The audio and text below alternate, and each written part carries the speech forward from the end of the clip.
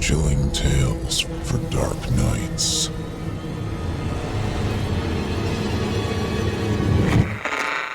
Want to make sure you never miss a Chilling Tales for Dark Nights video again? Be sure to subscribe and hit that bell to turn on notifications. We've been out here all day. I don't understand how we haven't so much as seen the beast. William said from his seat on a fallen tree. Birds cawed from somewhere off in the distance, but otherwise it was silent out in the woods. He sipped the ale in his canvas flask and wiped his mouth with the back of his hand. How does a wolf that large hide? It hides because it's a demon. Dennis answered as he sat across from William, cleaning his rifle affectionately. It doesn't belong to this world. That monster lives in the darkness. It's a creature that belongs to the devil. Beside him, a third man, Peter, was sharpening his knife on a stone. It's no demon, Dennis. It's a wolf like any other, and its pelt will hang on my wall. Mark my words. A wolf the size of a man is not like any other. Dennis snarled. That thing killed my brother. No ordinary wolf could have taken Philip apart like it did. I've seen him take wolves down with his bare hands. That thing tossed him around like a child's doll. It ripped him to pieces, Peter. Only a monster could do such a thing. He took a hand off of his rifle to grasp the cross, hanging around his neck. It's why we're here, William said. This isn't sport. Wolf or demon, that thing made this personal. We'll find it, Dennis. Don't worry. We'll find it and we'll kill it. God is with us. We've been hunting wolves for years. We'll win. Dennis stared down at the fire crackling between them as tendrils of flame whipped about like the limbs of a living thing. I don't know that I believe that, he said. I think God left us when that thing arrived. Nothing like that could live in God's world. The Lord has abandoned us. Have faith, brother, Peter said. Evil exists in God's world, but it doesn't prevail. They stopped speaking and craned their necks simultaneously, listening intently as a howl sounded in the distance. It was a sound they were well accustomed to, but it was louder, deeper, bigger. This is it. Peter gripped his knife and stood, narrow eyes staring through the mass of never-ending trees. Dennis hurried to load his rifle, fumbling about. William set his flask down on the log beside him, grabbed his own rifle, and got to his feet, pushing around into the chamber. Do you think that was him? He asked quietly. Peter shook his head. There are many wolves in these woods. How do you know? It sounded big, real big, but I just don't know. How could we be sure? Dennis just stood poised, listening, his own ears perked like a fox. He knew all about the hunt. All these men did. Wolf pelts made good coin. Tense moments ticked by in silence. Then there was a human scream, a long, drawn-out scream of obvious terror. It was followed by a short cry of pain and a resounding silence. It came from the same direction, Dennis said. The beast is attacking someone again. We have to put it down. He was off and running through the trees before the others could even respond to his statement. Leaves crunched under his foot, and he clutched the rifle in his hand, prepared for battle. Be careful, Peter said, running behind him in a hurry to catch up. This thing is clever. Wits are almost as dangerous as claws out here. William took up the rear.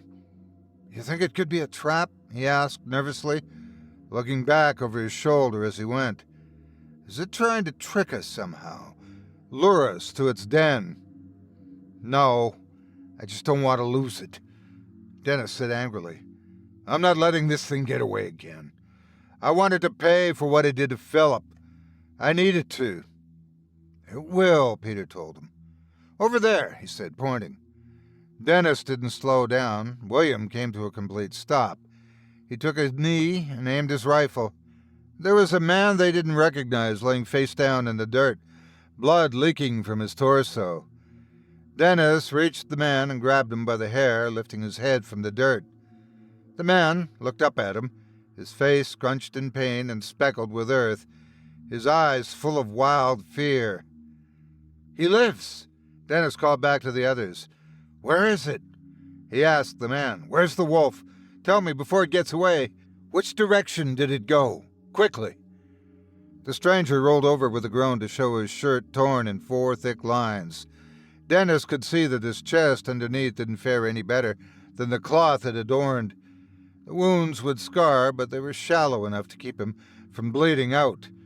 A glancing blow of Dennis had to guess. Philip had been left in pieces, and it hadn't taken the monster long to render them that way.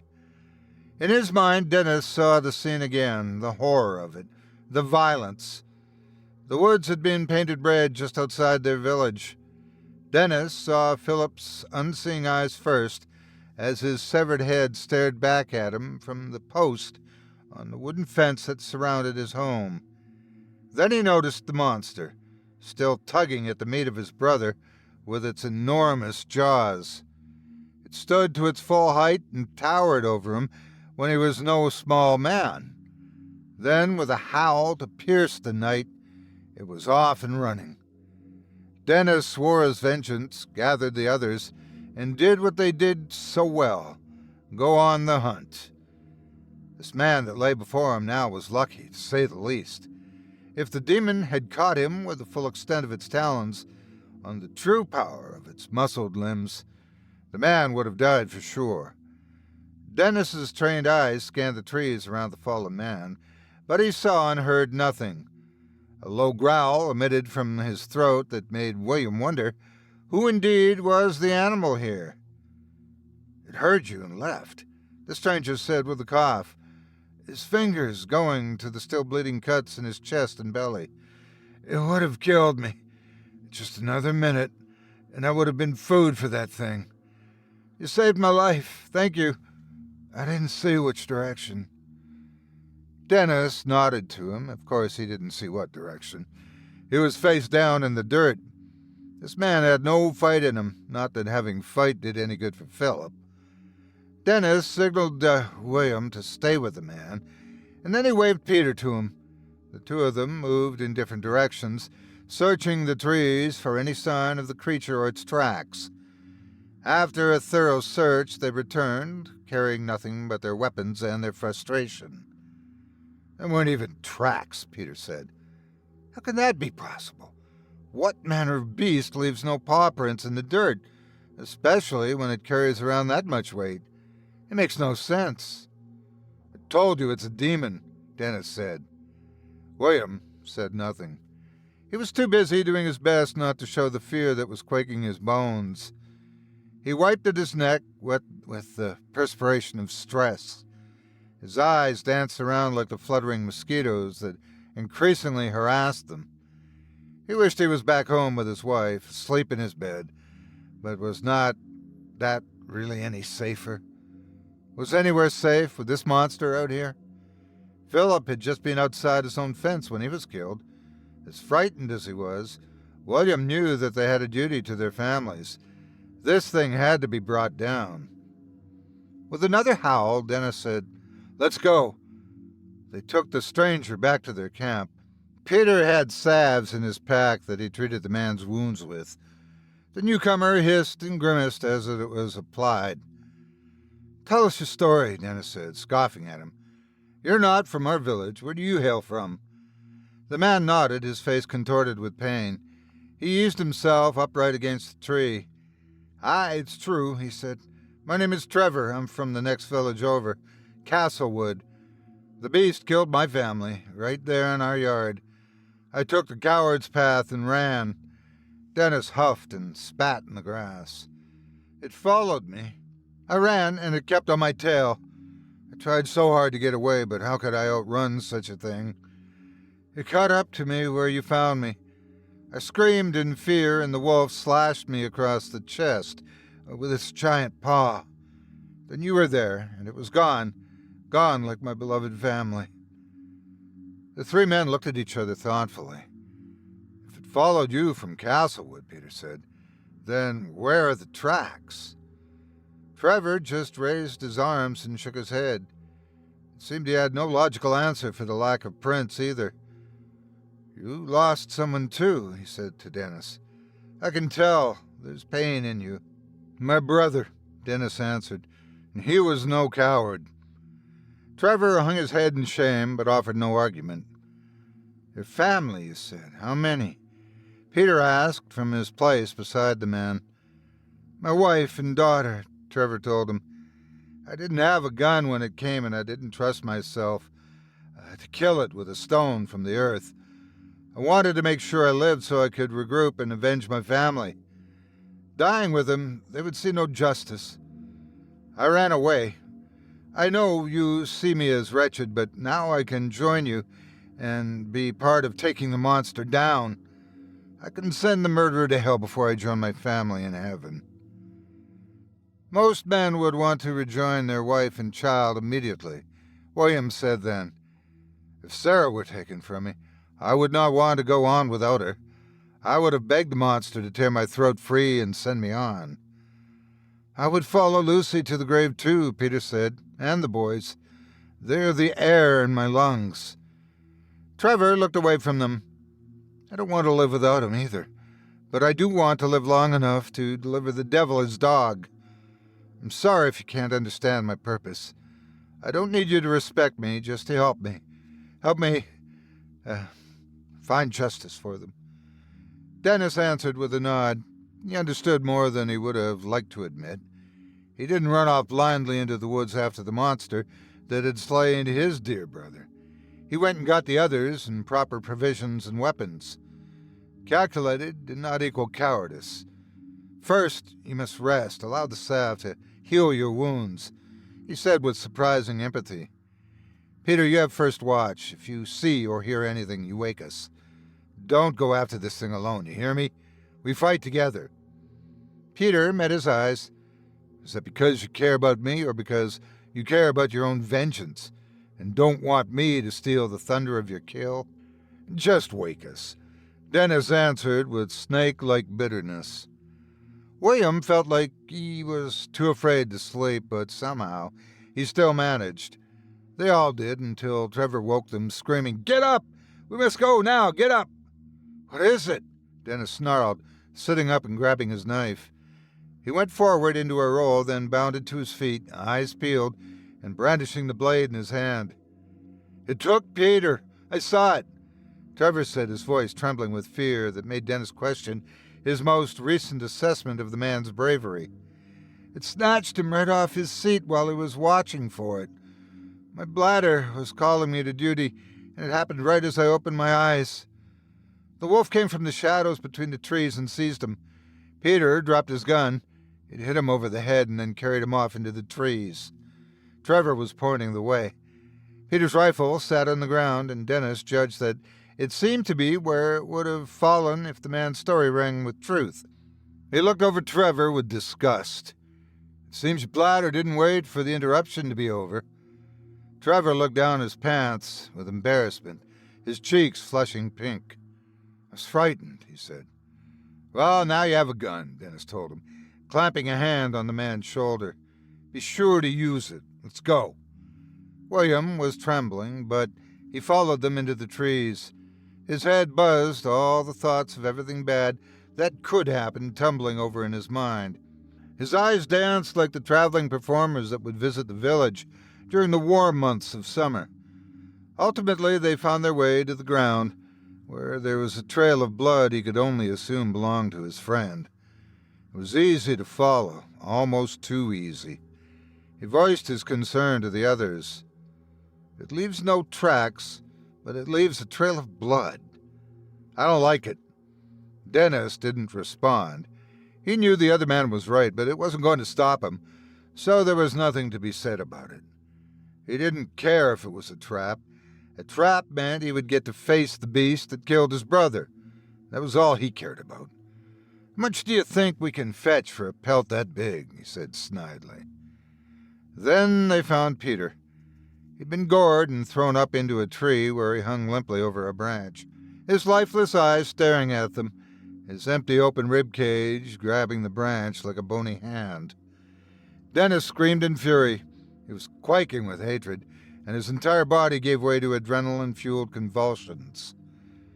William and Trevor pointed their guns at the trees and turned in circles. "You saw it?" William asked. "You saw it take Peter? You saw it with your own eyes?" Trevor nodded, swallowing a lump in his throat, his eyes nervously scanning the surrounding trees. "I opened my eyes and I watched it seize him. It happened so fast. In a moment, it was dragging him away before I could even call for you. I wasn't sure that what I was seeing was real and that I wasn't dreaming at first. As soon as I sat up and saw that I was truly awake, I yelled for you both. I'm sorry. I should have acted faster. If I was quicker, maybe I could have saved my family too. Warned them.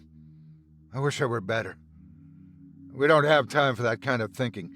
I have more important worries," William said. Dennis was still snarling like a beast himself and sniffing at the air, glaring into the darkness, his trembling fingers constantly readjusting on the hilt of his blade. Why did it just take Peter? Why didn't it just kill us all? William asked. "That's what I want to know. I care not for your slow reactions or soiled pants." "It's too smart for that," Dennis answered, with a quiet knowing that packed as much force as his anger-driven screams. It knew it wouldn't have time to do that before we awakened. It didn't want to get caught. It's going to pick us apart if it can. It's doing to our hunting party what it did to my brother's body, ripping and tearing it apart one piece at a time. "You almost sound like you respect that demon," Trevor said. "Huh," was all Dennis said, and he punctuated it with a shrug. "Maybe we should go back," William said to them both. "We can regroup, come back with more men, 10 or 20 even. That would make it harder for the beast to dwindle our ranks. It would give us more opportunities to catch the thing, too." "You can go if you want to, same for you," Dennis said, gesturing toward Trevor. "I'm not leaving these woods until either the wolf is dead or I am." "You're right, calculated is good. Do the smart thing. I won't stop you, but I'm not leaving. I can't." "I've nothing left to go back to," Trevor said. "I want to see this through. I'd rather face the beast and die than do this another day." William frowned. "So what's the next move, then?" "The wolf is nocturnal, I believe. We wait till daylight. It has to sleep at some point. We've just to find where it goes. With a beast that large, it shouldn't be that hard to find." Dennis stormed past them, back through the trees. "What about Peter?" William said from behind them. "Peter's gone," Dennis said, without looking back as he marched off towards camp. When they made it back to their fire and belongings, William said, "I definitely cannot go back to sleep. I don't even think I can sit in one place. The thing's still out there somewhere. It could be watching us right now, waiting for its chance to grab another of us. God grant us mercy." "Good that you can't sleep," Dennis told him. "Then you're taking next watch, because the fire of my hatred is sapping my energy. I need to rest in order to make sure I have what it takes when the fight is upon us come morn." He laid down and closed his eyes, hands still clutching the knife's thick handle. William looked frightened. He wiped sweat from his forehead and bit his lip, his eyes roaming the shadows for any sign of the monster. Trevor's story was still fresh in his mind. That thing grabbed Peter before he could even react, leaving his gun. What good would being on watch even do? Quietly, his lips moved in barely audible prayer. He looked toward Trevor, who was lying down as well. He'd seemed just as frightened. How could he just sleep?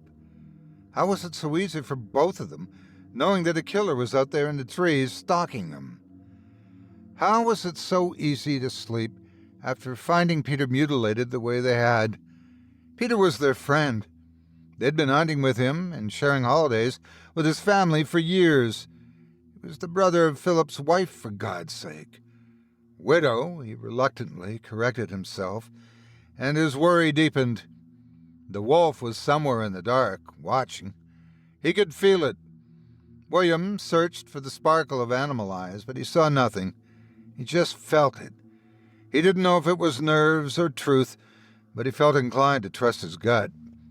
After what happened to Philip and now Peter, William didn't know if he would ever sleep again. He asked God to watch over his wife and keep her safe in his absence. William decided that sitting was far too vulnerable and nerve-wracking for him to handle this night. Peter was sitting right where he now sat when the wolf took him. It was enough to drive him mad, so he got to his feet. William was pacing nervously, clutching his rifle in his sweaty hands. He prayed quietly that the wolf wouldn't come back, that God would take care of their problem for them. He begged for it. He would have taken Dennis up on the offer to leave, but he didn't want to go back by himself. He was too frightened. He didn't believe the monster would have allowed him to make it to the village with his head. His plan was all but useless if he was killed on the way. It would just be one less gun to help Dennis slay the demon. William looked in every direction and walked around the camp as the others slept. He was really on edge. He would jump at nothing. Owls hooted in the dark and his gun flew in their direction. Things skittered and scurried through the woods all the time, and it had him antsy. He jumped and spun and pointed his gun over and over, but nothing ever came. Dennis was right. The wolf was smart.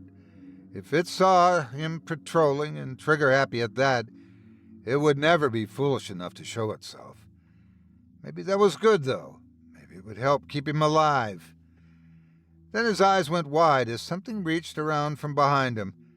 Thick nails tore into his throat and opened it wider than his eyes. A geyser of crimson spewed forth from him, and his fingers fumbled to catch it, as if he could return the blood to his body. He collapsed to his knees, sinking into the dirt turned to mud by his own fluid. As his life drained from him, he was seized from behind and dragged toward the trees. "You," Dennis said. Trevor dropped William's body and stared at the hunter. Dennis was already clutching his knife. He'd been ready and waiting on this moment. He made sure to change, to not leave paw prints for us to follow. But did you think a real tracker wouldn't notice the human prints? I'm nobody's fool. You knew I would take William, Trevor said, his clawed arm returning to human form.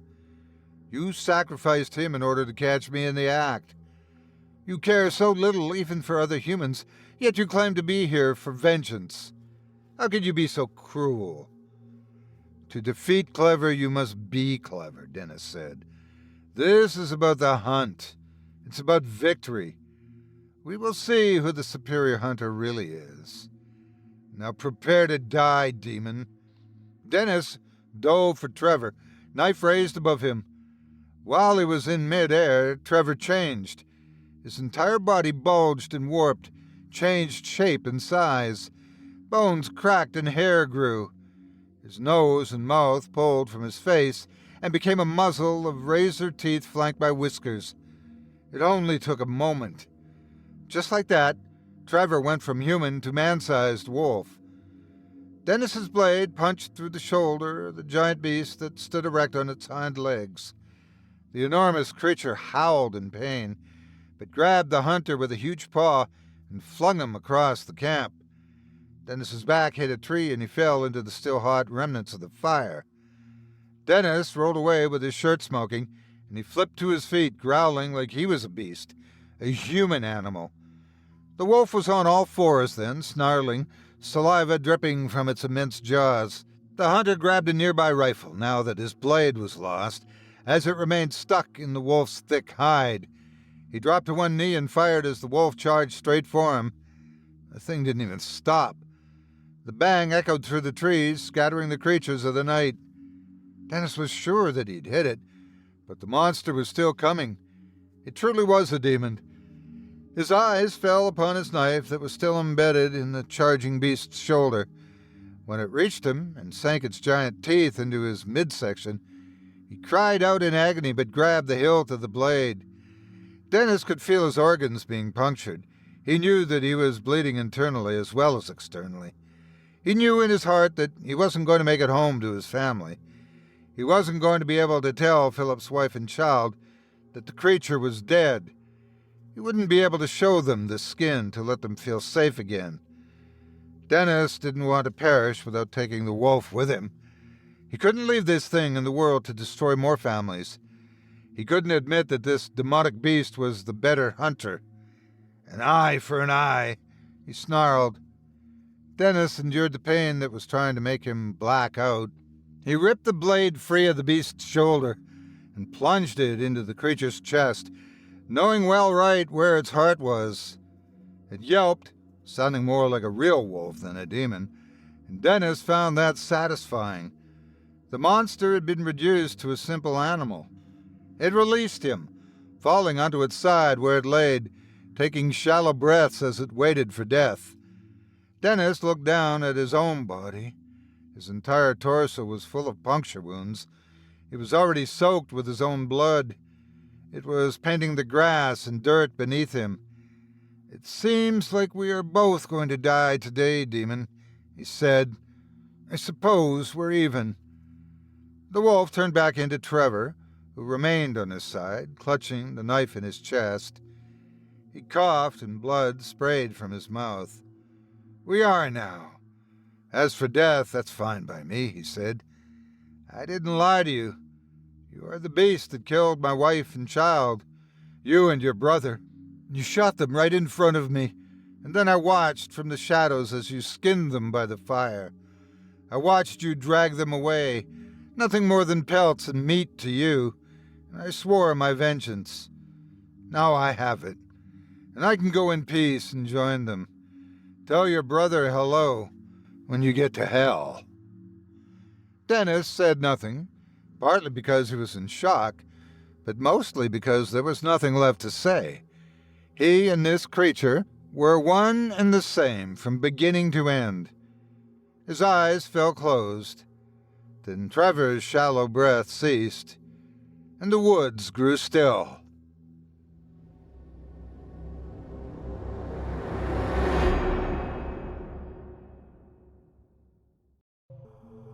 I met Linda when I was working at the publishing house. I was an enthusiastic young editor, and she was director of acquiring new talent.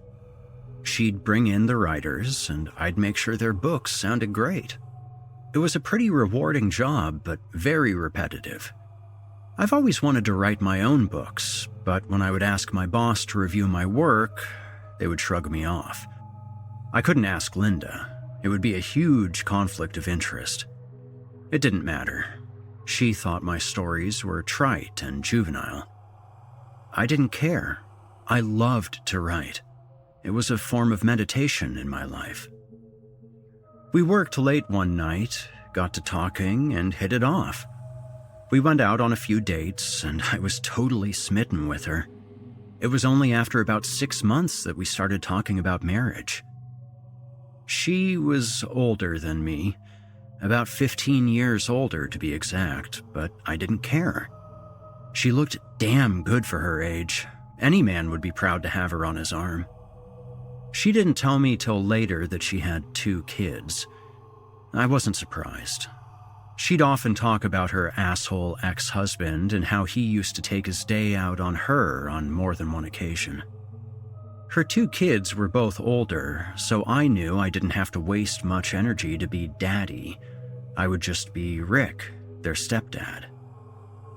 Her older child is Teddy, and he was already out of the house. He's in the military, Marines or Navy, I don't remember. I actually don't believe it. I think he got kicked out of boot camp or something. He seemed to me to be a real waste of skin. She affectionately called him her heart. Then there was Becky. Becky was 9 and a royal pain in the ass. She was spoiled, with a capital S. A little princess is what she thought she was. She still lived at home with Linda, and she ran the show. She was the other half of Linda, and she would call Becky her soul. We married at a small ceremony at Linda's dad's condo on the beach. It was a small ceremony, but this was her second marriage, and she didn't want to go through the whole ordeal of an extravagant wedding again. I don't think she had too much faith in me either. That may have been the other reason she didn't want to go all out. This was my first, and hopefully only, marriage. I threw myself into college studies and dove into my work once I started working for the book publisher. She politely asked me to sell my townhouse and move into her house. When I say politely, she pretty much forced me to get rid of my place. She and her soul would not live in a damn townhouse. She got the house in her divorce settlement, which was beautiful.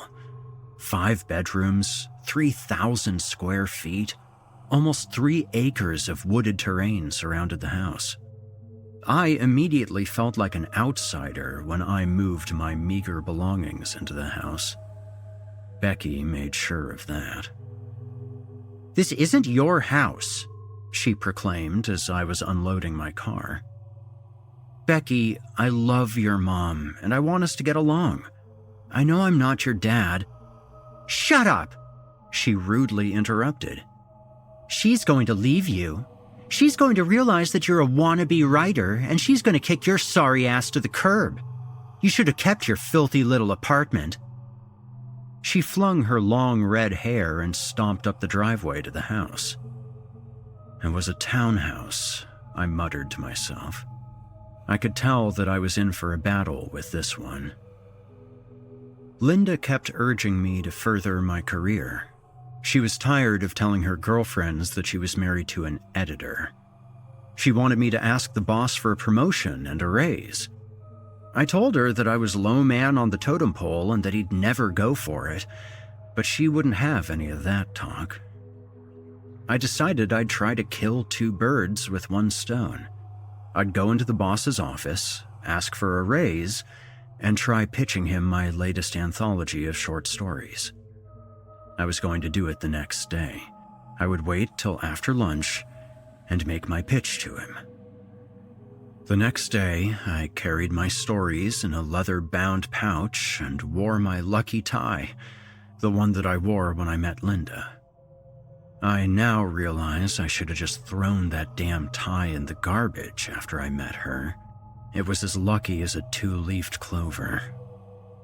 I knocked on his door, and a gruff voice came from the other side. "Come in," came the boss's voice. "Mr. Pendleton, do you have a minute?" I asked in a sheepish voice. "Hanson, what do you want? I'm a busy man. I'm giving you 1 minute." And he did. He turned over the small wooden hourglass timer on his desk. This obviously wasn't his first time talking to somebody like me. "I'm now more responsible, and I need to be able to provide for my family," I began my speech.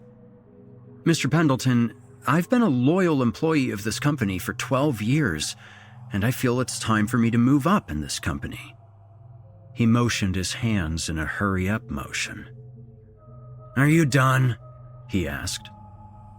"Well, not really," I stammered. "No," he blurted. "No?" I asked. "Why not?" "Not in the budget," he stated, very matter-of-fact. "Okay, I understand. I have some stories that I'd like you to—" He cut me off mid-sentence. "I don't have time for this, Hanson. I'm busy and I don't have the time to read unsolicited works from a non-represented author. Have a nice day, Hanson," he said as he motioned towards the door. "No," I exploded. "Watch your tone, Hanson," he retorted. "You're not getting that raise, and if you don't watch yourself, you'll be walking out of here with a box full of your belongings." "Fuck, Mr. Pendleton. I've worked my ass off, while lesser employees have passed me by for promotions and raises and third-floor offices, while I've been toiling away on the first fucking floor. And stop calling me Hanson, goddammit. My name is Dennis. I'm a damn good editor and an even better writer, but nobody will get their head out of their ass long enough to read my work. I felt like a lion as the words paraded out of my mouth. Get the hell out of here, Dennis! Mr. Pendleton shouted, putting sarcastic emphasis on the word Dennis. You're fired! Take your sorry ass and your stupid stories and go find another job. And don't even ask for a letter of recommendation because I will ruin you. I had no words. I looked at him, picked up my pouch, and headed down to my office on the first floor. I passed Linda on the way. How'd it go? She asked. He fired me, I muttered. Fired? What the hell did you do? She demanded. I couldn't even look at her. I pounded the button on the elevator and waited for the bell to ding. Dennis, what happened? She pleaded. You better not be seen talking to me, or you may be next. The bell dinged and the elevator doors opened up. I walked in and never turned around.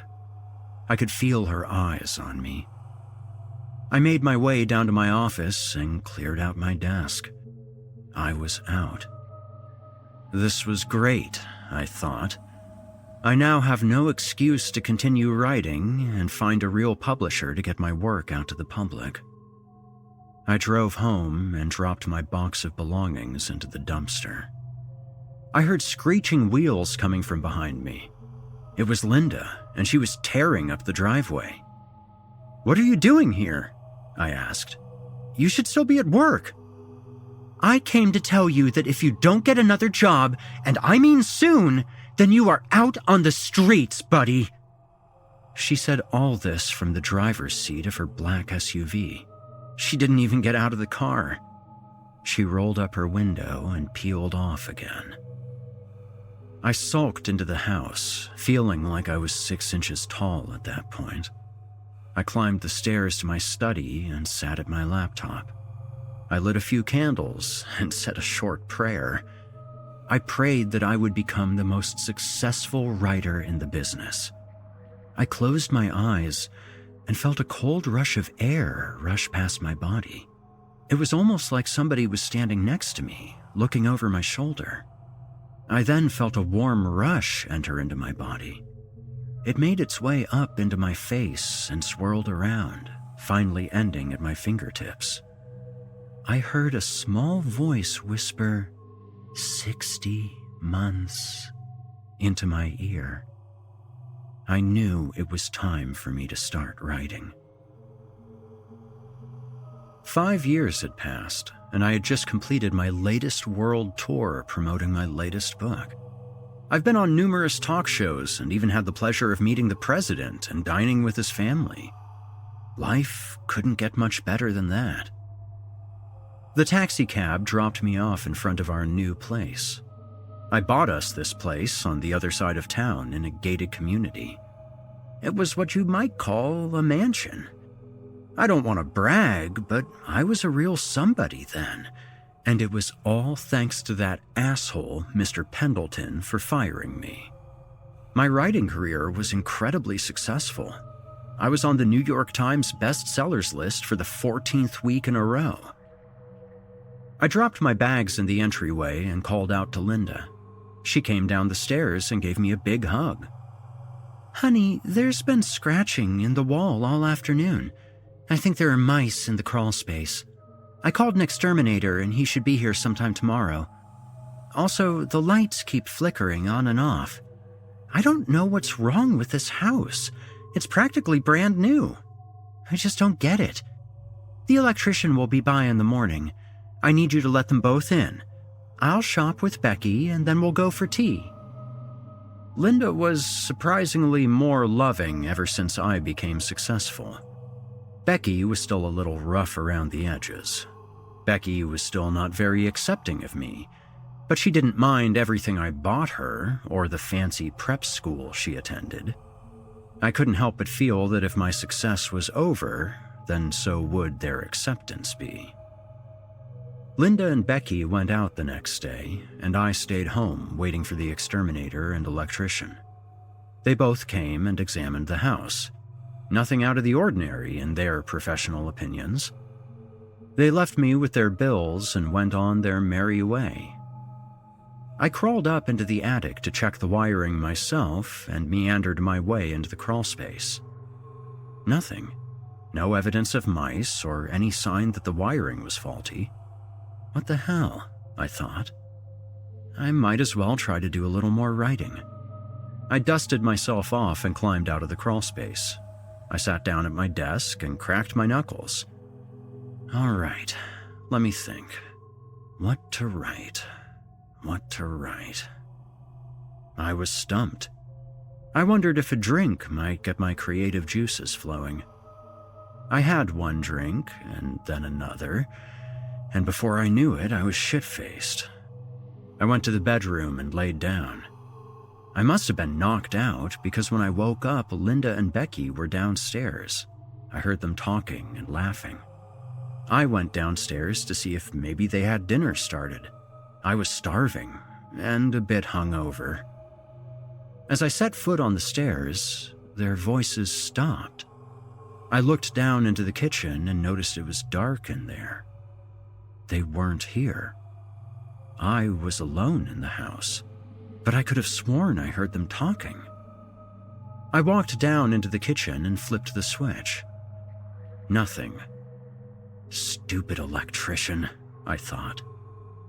I saw a dark figure sitting in at the head of the table. Linda? I called out. Is that you, baby? Your time is up, it said. A debt will need to be repaid. You had your time, and that is fine. Something of yours will soon be mine. I awoke with a start. I heard Linda letting out a blood-curdling scream. Oh my God, no! God, no! She screamed. Linda, baby, where are you? I bellowed with all my might. I followed the screams and realized that they were coming from Becky's bedroom. I looked in and saw Linda on her knees, screaming uncontrollably. And that's when I saw the cause of her torment. I looked up and saw Becky hanging from the ceiling fan by her intestines. Her eyes had been gouged out, and her arms were shredded like a handful of noodles. She was drained of all of her blood, and her legs were mangled so badly that her knees were twisted behind her. Her heart and lungs were splattered against the wall next to her. I looked towards the closet and saw a shadow crawling up into the ceiling. The police finished their investigation and concluded that somebody must have broken in and murdered her. There was no clear motive, and nothing was taken, so they never came up with any conclusion. My writing career was over. I couldn't even write an email after that night. Linda grew tired of my sulking around the house. She put the house up for sale and told me more bad news. I'm leaving you. My lawyer will call yours and iron out the details. I can't be in this house, and I can't bear looking at you. What happened to you? You were so successful, and then you just became a shell of yourself. I mean, did you sell your soul to the devil or something? No, I replied. I sold yours.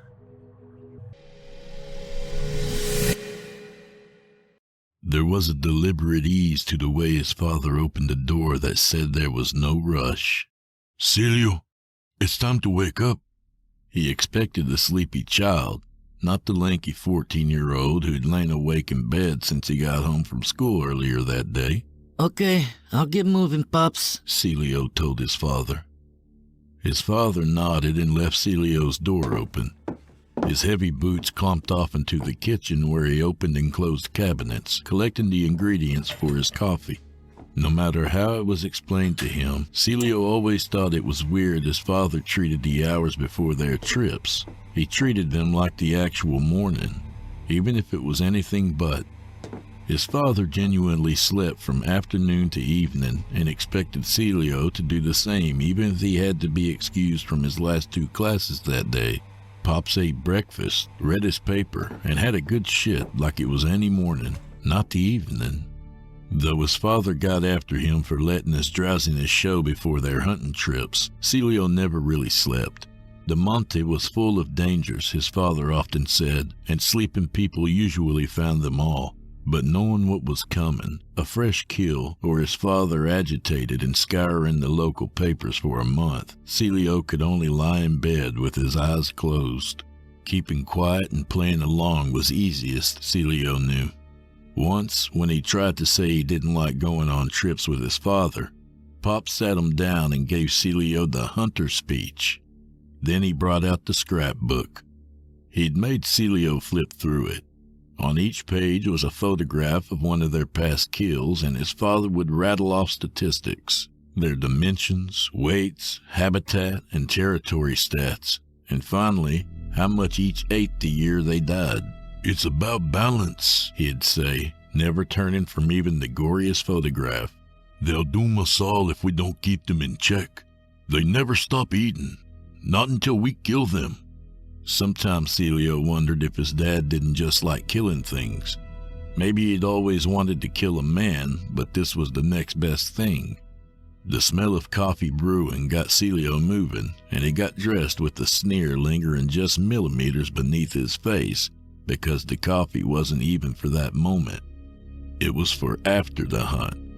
To his father, it was a ritual, the scheduled sleep, the drives, and the coffee. If they succeeded, Pops would open his heavy-duty thermos and pour each of them a cup. If not, then Pops waited until they got home and poured it down the sink. "We don't deserve it," he'd say. Dressing, Celio wished he could drink some of that coffee to perk up, but one of Pop's rules was to abstain until afterward. "They can smell the coffee on your breath for a mile," his father always said. Once Celio finished, he met his father in the garage to load up the camper with gear. In a bid to keep hidden from the neighbors, his father kept the garage door down. He wasn't ashamed, he once explained. Times had changed since Pop was a kid, and people were just more sensitive. They'd misunderstand. It was a relief when Celio found that the freezer where they kept the bait was empty. "I got it all ready, son," his father said, his body halfway inside the cab. You didn't need help? "Of course, but my baby boy was still dreaming about what's-her-name," his father joked. "It wasn't heavy. You all set?" Celio shrugged. I guess I'm ready. Celio wanted to thank Pops for loading the bait, but stopped. It might sound like he wasn't fully behind the hunting trips, even if they were a family tradition since way back in the frontier days. It wasn't that. Celio just didn't like holding the bait bag. The cold plastic was odd to touch, and when he got hold of the things inside, Celio could gut a deer in less than 3 minutes, but simply holding one end of the bait bag revolted him. His father wanted enthusiasm, though, so Celio kept quiet. He was old enough to understand his father didn't want blind obedience. Maybe it was just his way of hiding his nervousness about the trip. The guns, the land, the prey. There were so many variables, and all of them added to the danger. "Already used the can? Might as well stay home if you didn't. If you go out there, we won't see anything." Celio wore an imp smile. His father returned the same expression. "Son, I'll make you sit in your own mess until we come home." That means you'll be smelling it too. Pops imitated Celio's shrug. "Hey, as an old man, I'm used to weird smells." The ride was a quiet one. It was partially the errand and partially Celio's age. Celio stared out the window, watching Puente slip slowly away and meld with the dirt ranchettes dotting the West Highway. Farther still, save for the fences and telephone lines, the land seemed untouched. Celio looked at the thick brushland and recalled his father once saying that the wilder the land, the better the hunting. His father drove them to a hunter friend's ranch on the edge of Splitwood just south of Dodd. Celio had been there a few times before. It was good hilly land, almost made for their kind of hunt. When they got there, his father parked next to a little ranch house, no more than a clapboard room with small windows, a cot, and a sink. After the truck was off, Celio helped his father unload the supplies. From that point on, Celio knew he couldn't avoid handling the bait bag. They had a mile to walk under the full moon rising, and there was no way his father could carry the rifles, ammo, the bait bag, and that stupid thermos. Celio got the bottom, and his father took the top, which he tied with a rope so he could carry it easier. The way his father had tied the bait bag made it look like a corpse. Even the bottom of the bag felt like it was a person still cool from the freezer. Celio had to remind himself it was a trick, his mind trying to make sense of what it couldn't see. Together, they found one of the clearings set up for baiting. Over the years, the trees around had been trimmed to grow with gaps between them big enough for a skilled hunter to shoot through, and small enough that animals felt safe within, unaware of the blinds set up yards away. Once they dropped the bait bag, Pops told Celio to get a tight hold of the wrapping. His father slit the bag open with his pocket knife. The breeze snuck into it, opening the flaps and displaying the contents to the bright moon. Celio tried to look away, reminding himself what it was, but he was instantly transfixed by it. What was in the bag was beautiful even in death. Its skin was dark despite being in the freezer for days. The face was full-lipped, the nose flat, matching well with large eyes that stared up unblinking. The body, too, was a wonder. Firm breasts, a slim torso, skin smooth except for the blackened entry wound beneath its ribs. Celio tried to peek between its legs, but his father called for his attention. "I lift, you pull," he whispered, sliding his hands beneath its armpits. On 3, he lifted and Celio pulled the plastic away and balled it up tightly. He gave it to his father, who tucked it under his arm. His father knelt down and unzipped one of the rifle carriers. From it, he took out Celio's rifle and loaded the cartridge before shoving the empty bait bag into the carrier. He took another handful of cartridges and gave them to Celio. His father waited for him to nod in readiness before putting a finger to his lips. Time for silence. His father readied his own rifle, slung it over his shoulder, and put the empty rifle carrier into the other, along with the bait bag. Slinging that onto his free shoulder, he freed his hands for his rifle. After nodding to his son, he moved off to his right. Celio went left, knowing to go 50 paces before changing his trajectory to a nearby blind, one built into a thicket of husaches and palo verdes to mask their scent. Usually, those walks alone scared him. No matter how many ranches or how many nights, Celio always lost himself in the dark until the shadows in the trees held secret monsters stalking him just beyond sight. Yet he couldn't stop his mind from drifting back to the bait. He had never seen a naked woman outside of magazines swiped from his father, and he thought in a way he still hadn't. Celio felt something stir in him, but as soon as he did, his father's lessons came rushing in. Even dead, they were dangerous. They had power, his father told him, and it lingered even after death. Repeating that, Celio tightened his grip on his rifle and marched. As usual, Celio's father beat him to the blind, which was a plain cinder block square built with windows on 3 sides for a good view of not only the clearing, but the surrounding land. For seats, there were 2 heavy stumps tall enough for a grown man to sit and aim. They were painful things to sit on for too long, but chairs made noise, and noise was dangerous. The back wall was basically a doorway, and the door itself was made of iron bars spread out enough to aim through and not risk a ricochet. In the corner was a rusted metal bar used to further barricade the door if needed. His father called it the "oh shit bar" because it was only used when everything went wrong. They had never used one, but during the first hunts, his father often told stories of people who had. They hadn't been ready. They hadn't covered their tracks. They hadn't been quiet. Celio hated what came next. Hours of dull silence, of the cold and the dark. Sometimes they'd wait hours, and more than once they'd stayed in a blind until the next morning with only the vulture sniffing at the bait. And sometimes, by the time something did come around, Celio was usually so loopy with boredom that he'd think any shape was his imagination playing with him. This time, though, they hardly had to wait for something to walk into the clearing.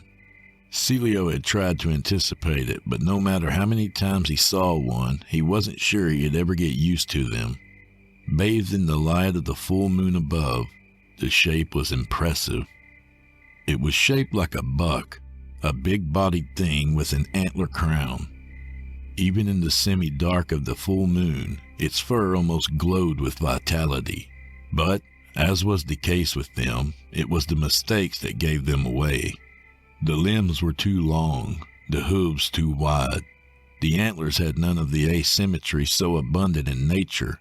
Yet, of all the flares of variation, the clearest signs were the eyes. They were like 2 gold coins set into their faces. Pop said they knew they could be spotted for their differences, but they didn't care. They thought regular folk were too dumb and too weak to do anything about it. Often Pop said they'd rule the world if they were smarter. Lucky they're dumb enough to get shot by 2 momos like us, huh? Through his scope, Celio saw that this was one of the really smart ones. It stayed hidden, testing the wind, scanning the clearing, and moving in what it thought were the shadows. There was a tap on Celio's arm. Pulling away from his scope, he saw Pops point to his eyes and nod. He'd seen it too. From there, his father pointed at Celio, then made a pistol with his fingers and fired. Nervous, Celio nodded and positioned himself behind his rifle. It was his shot. His father stuck his hand out for Celio to wait. He made a cross with his fingers and then closed a fist. Line up the shot and wait for the signal. Again, Celio nodded. Lining up the shot was the easy part. The buck was so big he had plenty of options. It unknowingly faced the blind, and for a second, Celio wondered if the golden eyes found him, but the thing moved into the clearing and showed Celio its broadside. Celio got his crosshairs right behind the buck's shoulder and gave his father a thumbs up. Pops placed a hand lightly on Celio's shoulder and raised 2 fingers. Ready, and let the middle one fall. Steady. Celio's finger hovered over the trigger. His breath slowed, but the signal never came. His father picked his hand up again and steadied his own rifle to better look through the scope. At first, Celio thought he just wanted to study the creature and maybe give advice about where to shoot it.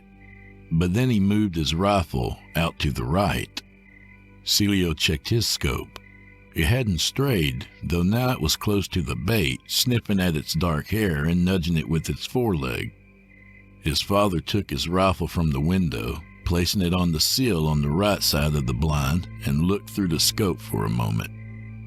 Even in the dark, his father's shoulders shuddered, betraying him. He gave the boy a peace sign. There were 2 of them. Celio seized with panic. One was fully capable of chasing them down and killing them if they weren't careful. 2 could kill them even if they were careful. Face grim, his father put his hand on Celio's shoulder. He held up his finger for him to pay attention. He pointed at the clearing. He then motioned to himself and behind him with his thumb. His grip tightened on Celio's shoulder to show the importance of his instructions. His father held up his hand, telling the boy to wait, and then pressed 2 fingers to his own lips. He nodded at Celio and waited. Celio nodded back. Even if he didn't like it, he understood.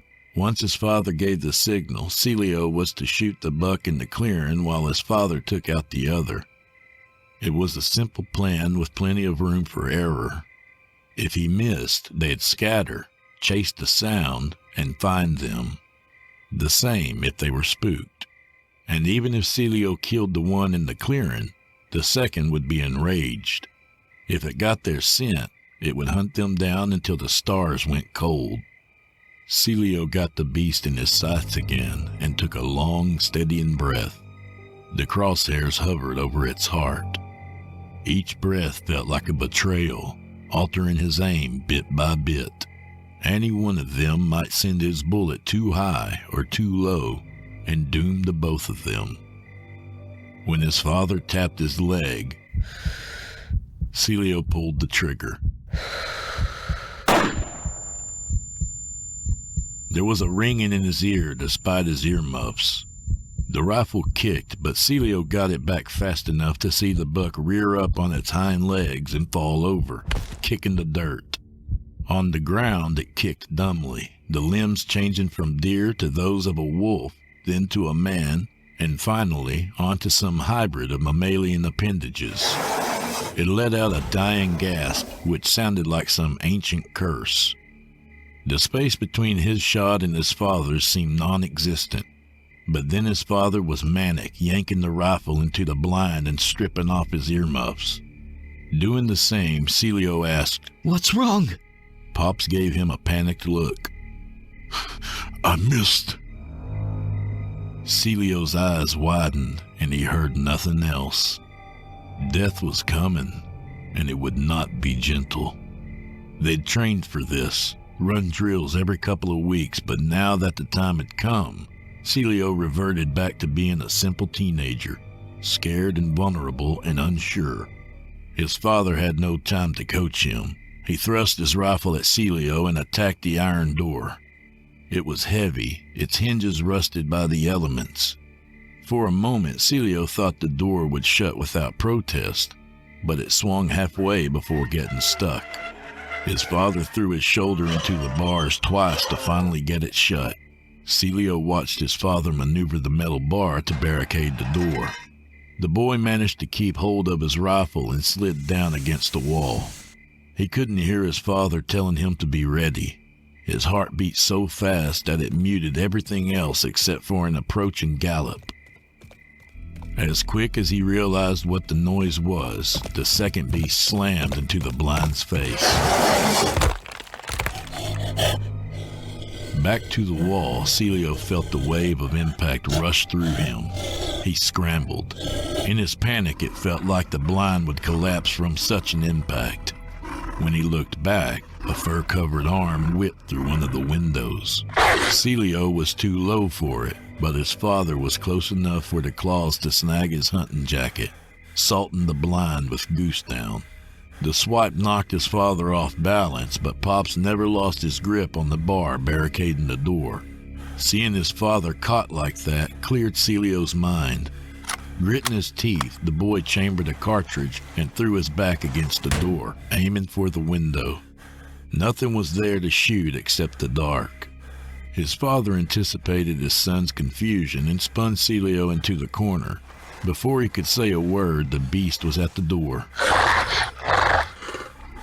Celio realized nothing could prepare him for what stood a few feet away. It had taken on one of the wolfish shapes favored by its kind. Unlike normal wolves, the forelegs were thick like human arms and ended with human hands made deadly by 3-inch claws. The face had the cheekbones of men, but a half snout and muzzle. As before, the eyes were like golden discs shining brilliant in the night. That close, Celio understood the danger in them wasn't just their speed, strength, or ferocity. It was their intelligence. It pulled its lips back, and in a half-bark, half-song, it spoke. Abre la puerta, niño, and I'll make it quick. In its glowing eyes, Celio saw pure hatred. It wanted to hurt them. It wanted revenge. Yet once it realized Celio wasn't moving, It clawed at Celio's father, who fell to the floor, still maintaining his grip on the oh shit bar. Getting nothing, the wolfman grabbed the iron bars and shook them. The hinges squealed and the walls quaked, threatening to bring the blind crashing down on them. Through it all, one strange thing kept Celio focused. Pop's cursing. "Shoot the motherfucker! Shoot it in the fucking face, son!" Celio lifted his rifle and fired. The blast took everything from Celio. Sound, sight. The world was a wall of painted spots. He couldn't even hear his own screams. He tried to chamber another cartridge, but something grabbed his rifle and then a hand rested on his chest to calm him. When the world returned, he saw Pops above him, catching his breath. His face glistened with sweat. Behind him, the doorway was empty. When his hearing gradually returned, Celio heard his father repeating, "It's all right. It's all right." Are they? Celio tried to ask, but stopped when he saw two motionless feet peeking in from the bottom of the doorway. Nodding, Pops loaded both rifles anyway. He scanned all the windows, and once satisfied there were no more of them, Pops forced the door open. All the shaking loosened the door so much it fell from its hinges as soon as they were beyond it. Right outside the blind was the body. Though in death it had shed its skin, it looked like an accountant in his 40s, his mustache and hair graying. Celio's father examined it, finding that Celio had shot it under the jaw, the bullet punching through the back of its skull. Down in the clearing, the first one Celio shot looked like an older woman, her skin wrinkled though her hair was still dark and thick. He'd gotten her just beneath the armpit, hitting her heart with a clean through and through. Seeing they were dead, Celio's father allowed them to put their rifles on safety and sling them over their shoulders. Their walk back to the blind was quiet, and Celio could finally breathe again. "See, son? That's the risk with that bait," his father explained. "Shapeshifters..." Pops, can we just not? "Son," he said sternly, "I'm trying to teach you something. See, shapeshifters pick wolfskin because they're a lot alike. Wolves can smell their own pack, same as shapeshifters. If you can trap one, you can lure the others. You'll never get the whole group, but still, the only problem is because they've got such strong bonds." Like people? His father snorted. "Like 100 other mammals, people included." They collected their things. By the time they had gotten back to the truck, it was already daylight, and a curious buzzard circled above. Driving to the clearing, his father groaned. "Oh, they'll help move them at the processing plant, but now we've got to haul 3. Man, oh man, your mother's gonna have to walk on my back when we get home." Pop stopped the truck just outside the clearing and put it in park. He didn't get out immediately. "First things first," he said, and out came the thermos. Cracking it open filled the cab with the warm smell of coffee. He filled the lid with a still steaming cupful but didn't drink it. Instead, he gave it to Celio. Celio took it. He didn't like the bitter taste but sipped it anyway. Seeing Celio drink, his father smiled. "Enjoy it, son. We've got drills to run when we get home." Celio almost spat the coffee out. Imitating his son, Pop shrugged. "You panicked, so we have to practice. But enjoy the first cup. You earned it."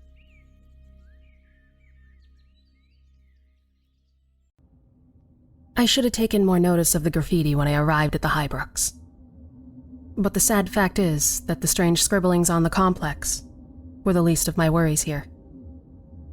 Traveling alone is never something I would recommend when you're in the area you're unfamiliar with, but my options were limited. If my fiancé Peter were here, he could have translated the words, but he had still not gotten his green card when I bought the property in South Sussex. That was just another item to add to the list of mistakes I made with him. The building stood approximately 33 meters away from the rest of the cul-de-sac, a relic of a bygone era. To be honest, when I first got the keys to go tidy up the apartments, I actually wondered if the place had been condemned at some point. That's the problem with me, though. I always dreamed too big. Where I saw potential, others could look and see nothing but headaches and more debt. Nothing about the place had been updated in well over 10 years, thanks to the downturn in the local economy. Dust and cobwebs covered every surface, and boards nailed down each window. It felt more like a tomb, and I was a grave robber intruding. This was supposed to be an investment in our future, but instead, the purchase was feeling more and more like a train wreck. As I moved toward the second floor to inspect the wiring and floorboards, things did not improve much. I used my phone's flashlight to illuminate my steps, shining it down the dirty hallway like a beacon. Clearly, no one has been here for years, I thought, as I saw something in the distance, something stir, and I remembered the seller's warning of rats. Cautiously, I approached, trying to see where the vermin scurried off to. When I rounded the corner, though, I found myself face to face with something far more significant than any rodent. At first, I didn't know quite what it was, except that it had to be about the size of a grown ape. It was hunched over the way such a primate would do to protect itself. And from this angle, all I saw was long matted hair. That, coupled with the foul odor, made me initially think it actually was such a great beast, escaped from the zoo. When the light hit its features, it stirred, and I recoiled in fear, frantically grabbing my keys to search for my mace. While doing that, I dropped my keys in a panic, and I heard the thing make this low grunting noise, like it hurt to even move. As I reached down to retrieve my phone, I caught a glimpse of its face and found myself in utter amazement. This was not an animal at all, but a frail, homeless old man. My weak light showed that his aged features had all the signs of starvation, along with bruising. He likely had been hiding in this abandoned building for a while, using it to hide from the cold and rain that was common this time of year. I could see that he just barely had any sight at all.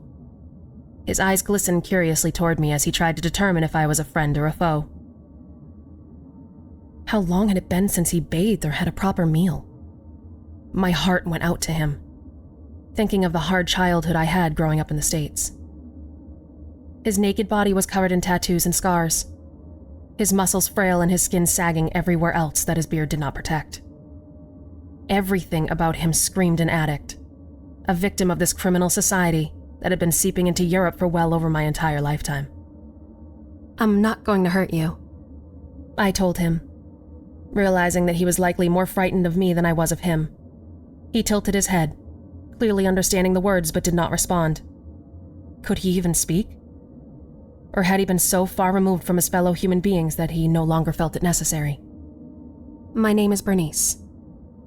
"Bernice," I said, placing my hand on my chest then gesturing toward him. "What is your name?" He opened his mouth, trying to clear his throat, and then in a low, guttural tone, he said with a thick Slavic accent, "Dom." "I'm going to help you, Dom," I told him as I slid open my phone and called Peter.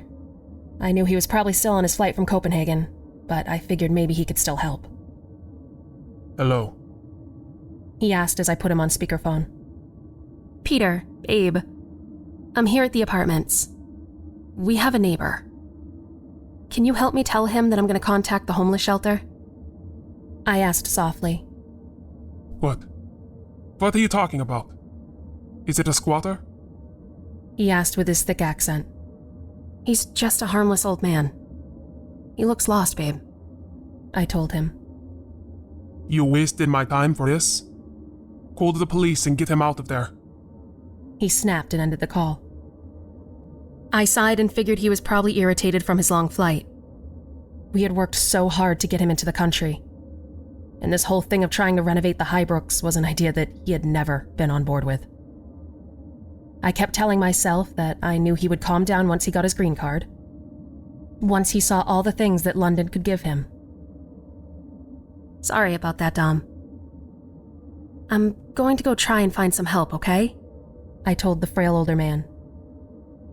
All he did this time was nod. I moved back down to the first floor, trying to use what limited internet I had to find the nearest shelter. It was about 13 blocks away. Not bad. Pushing the door open, I went back to my SUV and decided that I would stop by and ask them to help Dom on my way to the airport. I was confident that the good deed would make up for some of the other cosmic lousy luck I had been receiving lately. How little I knew. Peter landed around 6 that evening. After a bit of delay, waiting for him to get into the dock, he looked grumpy but smiled when he saw me. I brought him his favorite food and a sign in Russian that said "Welcome home." You misspell home. He whispered to me as he kissed my forehead. I blushed and remarked, "I'm just glad to see you made it." Have you got a hotel for us? He asked as we walked to the baggage claim. I bit my nails, nervous to tell him the bad news. The fact of the matter was, I was dead broke. The current expenses with the title for the property had set me back about $40,000. Actually, babe, we're gonna have to stay with my folks tonight. It's just for tonight, maybe tomorrow, I hesitantly told him.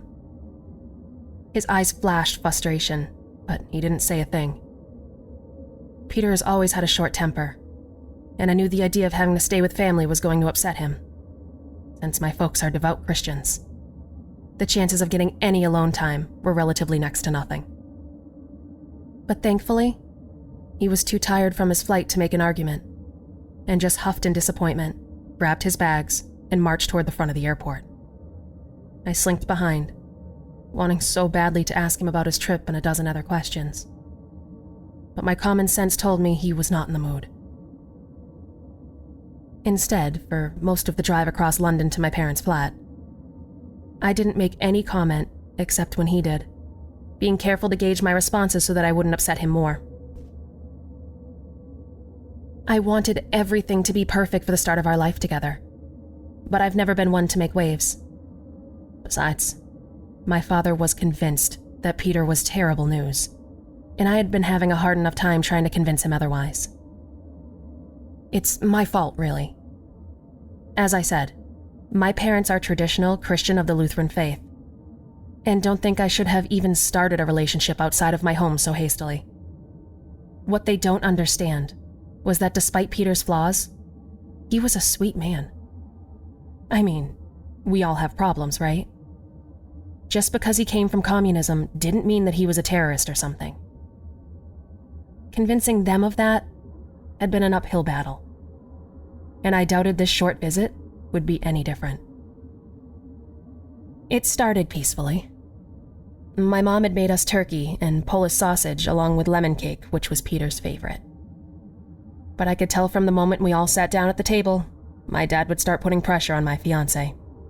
So, Peter, have you figured out what you're gonna do for work yet? Dad, I said in frustration. What? It's a valid question, isn't it? He said and turned to Peter and stated, I just want my daughter to be provided for. That's all. My fiancé wiped his mouth before answering as articulately as possible. English was not his best attribute. I still await confirmation for visa. He answered. That's been a few months back, since your last visit. My dad pointed out. That's the government for you. Always more hurdles, Mom said. I could tell the questions were bothering Peter, so I tried to steer the conversation a different way. I helped the homeless man today, I offered. My attempt didn't work. I am not, what is the word? Lazy. I want to work, but hands tied. Peter insisted. I understand. I know you love her, I can see that. But can I be real with you, Pete? Dad asked. I swallowed, unsure what my father would say. My fiancé gestured for him to continue. Bernice is our only daughter. And all of this is so rushed. Getting you here, trying to get things settled for a wedding, and then on top of that, the property she's trying to fix. Feels like something out of reality TV, he said. My fiancé didn't know some of those words, so I softly translated them. This time it seemed like he was angry with me. Why you tell father about the property? That's our decision. He muttered. Babe, they helped us get the loan. We're investing for the long term, I told him. It was stupid. Peter barked. Hey now. No need for name-calling, Mom said. No, Mom, it's fine. Peter just means that he doesn't know why I couldn't get the money myself, I said as I squeezed his hand. I told you, my credit was bad, babe, I said.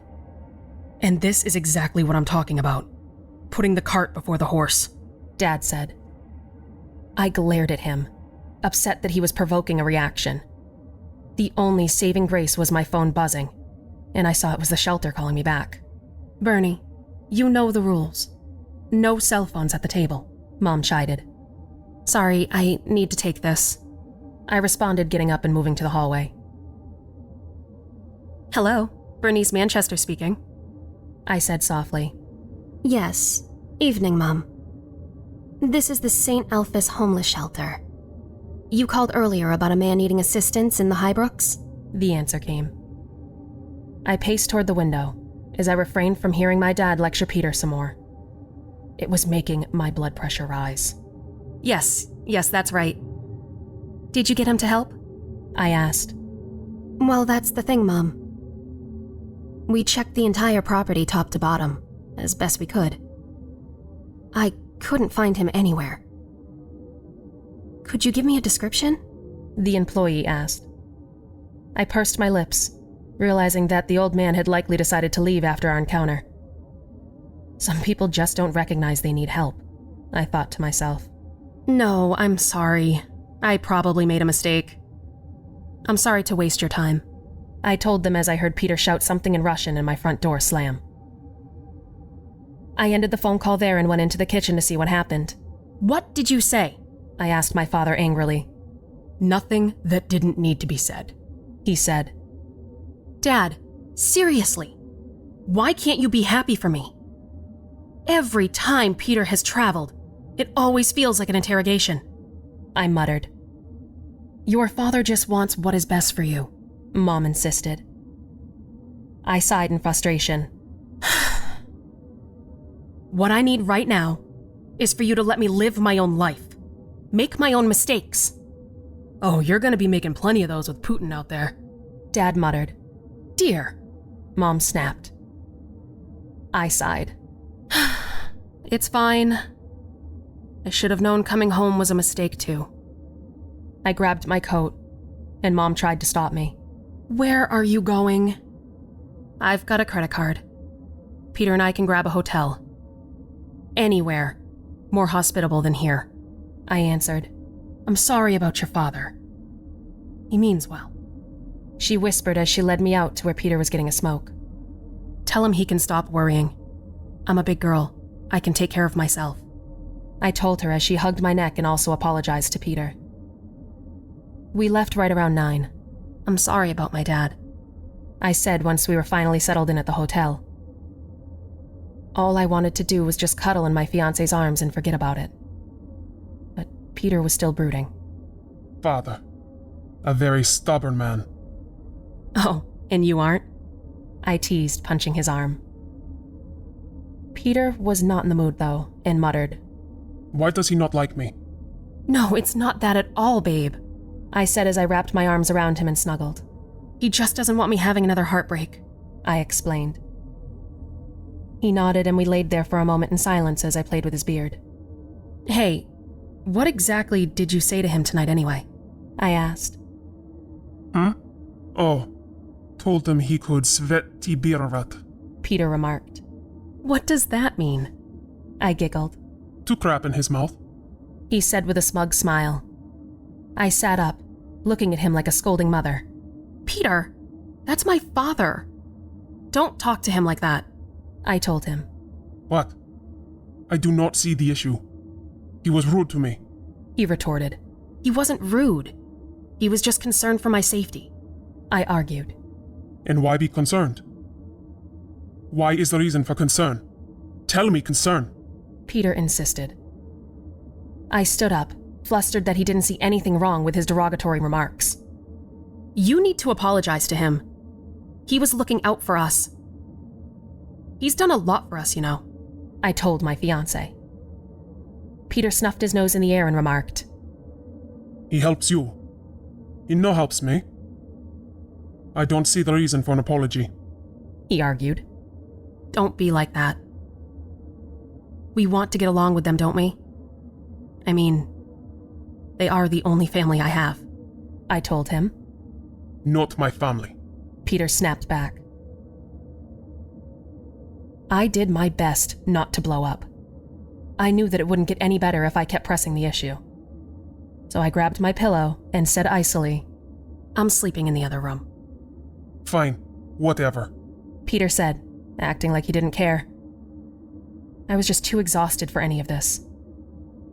Grabbing a warm blanket from the dryer, I snuggled on the couch and sighed, wiping away a few tears. Why was this so much harder than I ever really dreamed?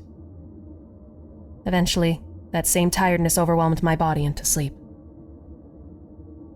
Both of us slept in and missed breakfast the following day. But our day was so full of things to do for the Highbrooks that I figured busting our tails off over there would let us forget about the arguments from the night before. When we arrived, Peter seemed to be in good spirits, especially when he saw that the building appeared to have a particular architectural design, similar to what he was used to from Moscow. Not all houses are homes, he said as we approached the complex. I noticed him looking at the Russian graffiti and I remarked, I forgot to tell you about that. I wondered what it meant. It is, what is the word?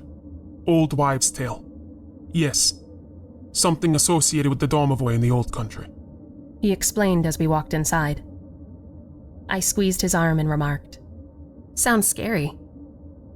Tell me more about this Domovoy. But Peter was otherwise distracted. I knew what he thought as his eyes roamed the dusty banisters and the broken tiles. It needs a little TLC, I said as he covered his mouth and brushed a ton of old ash from the front desk. This is worse than pigsty. Why did you ever get this property? He muttered. It's not that bad. Besides, we can make it better, I remarked with a smile as we walked up the stairs. I didn't want him giving up when we hadn't even gotten started at all. But I could tell with each corner we turned, in the room we explored, he was growing more and more apprehensive. Do AC work at least? He asked. No, sorry, sweetie. Hasn't been installed yet, I admitted. I was getting the impression that he was not liking this arrangement one bit. I'm sure once we get started, we won't notice. I can open some windows, I said as we started back to the door to go and grab some tools from his truck. Peter mumbled something under his breath, but I ignored it. I could see why the place would make him in a bad mood. He probably thought that I'm a sucker for even purchasing it, I realized. But soon enough, I was sure he would see its true potential. A few days passed. Peter started working on fixing holes in the wall, upholstering furniture that could be saved in electrical. I focused on the basements. There was a lot of flooding down there and old equipment that needed to move, so we hardly got to see each other a lot of the times. When we were together, things didn't turn out so well. I could see that the lack of air, running water, and other proper utilities was agitating him. Casual conversations would turn into arguments quickly. Can you help me move some stuff onto the 4th floor? Toss it out the window? I asked one time, squeezing his muscles. His glare told me that he wasn't in the mood. I need to take a smoke, he said as he wiped away more sweat. We can't keep having breaks or we'll never get anything done, I told him. He whipped around to point a finger in my face. You think I am lazy? Or did you bring me here to make me your slave? He growled. What? What are you talking about? I'm pitching in too, I told him. You hardly do any heavy lifting. Peter snapped back. I could tell his temper was rising. Babe, you know I can't, I teased him, placing my hands on his chest. He pushed me away a little roughly. Don't treat me like child. Well, you are acting like one, I remarked. This time, I was the one about to leave, not wanting this to get any more heated. But he grabbed my wrist and twisted me back toward him, shouting in my face. Don't act like a bitch. Get your hands off me, I said back, wiggling from his grasp and rubbing my arm gently. That hurt, I muttered, and then said, "Just leave me alone." He mumbled an apology as I stormed back to the basement, frustrated that I had let things escalate so quickly. I slumped down near the bottom of the stairs and held my face in my hands, trying not to be overwhelmed with emotion. Then, from amid the shadows, I heard this strange low grunt. It made me stiffen, and I looked toward the old laundry units that were pushed against the cement walls. From in between two of the washers, a pair of glossy eyes looked in the shadows. "Who's there?" I asked cautiously. The shape moved toward me and into the light, revealing it to be the homeless man that I had thought run off. He looked like he was in worse shape than before, his skin shriveling and rotting, his teeth hardly hanging in. And he looked like he was sizing me up for his next meal. "What are you doing here? What do you want with me?" I asked as I stood up. The man growled like a feral animal.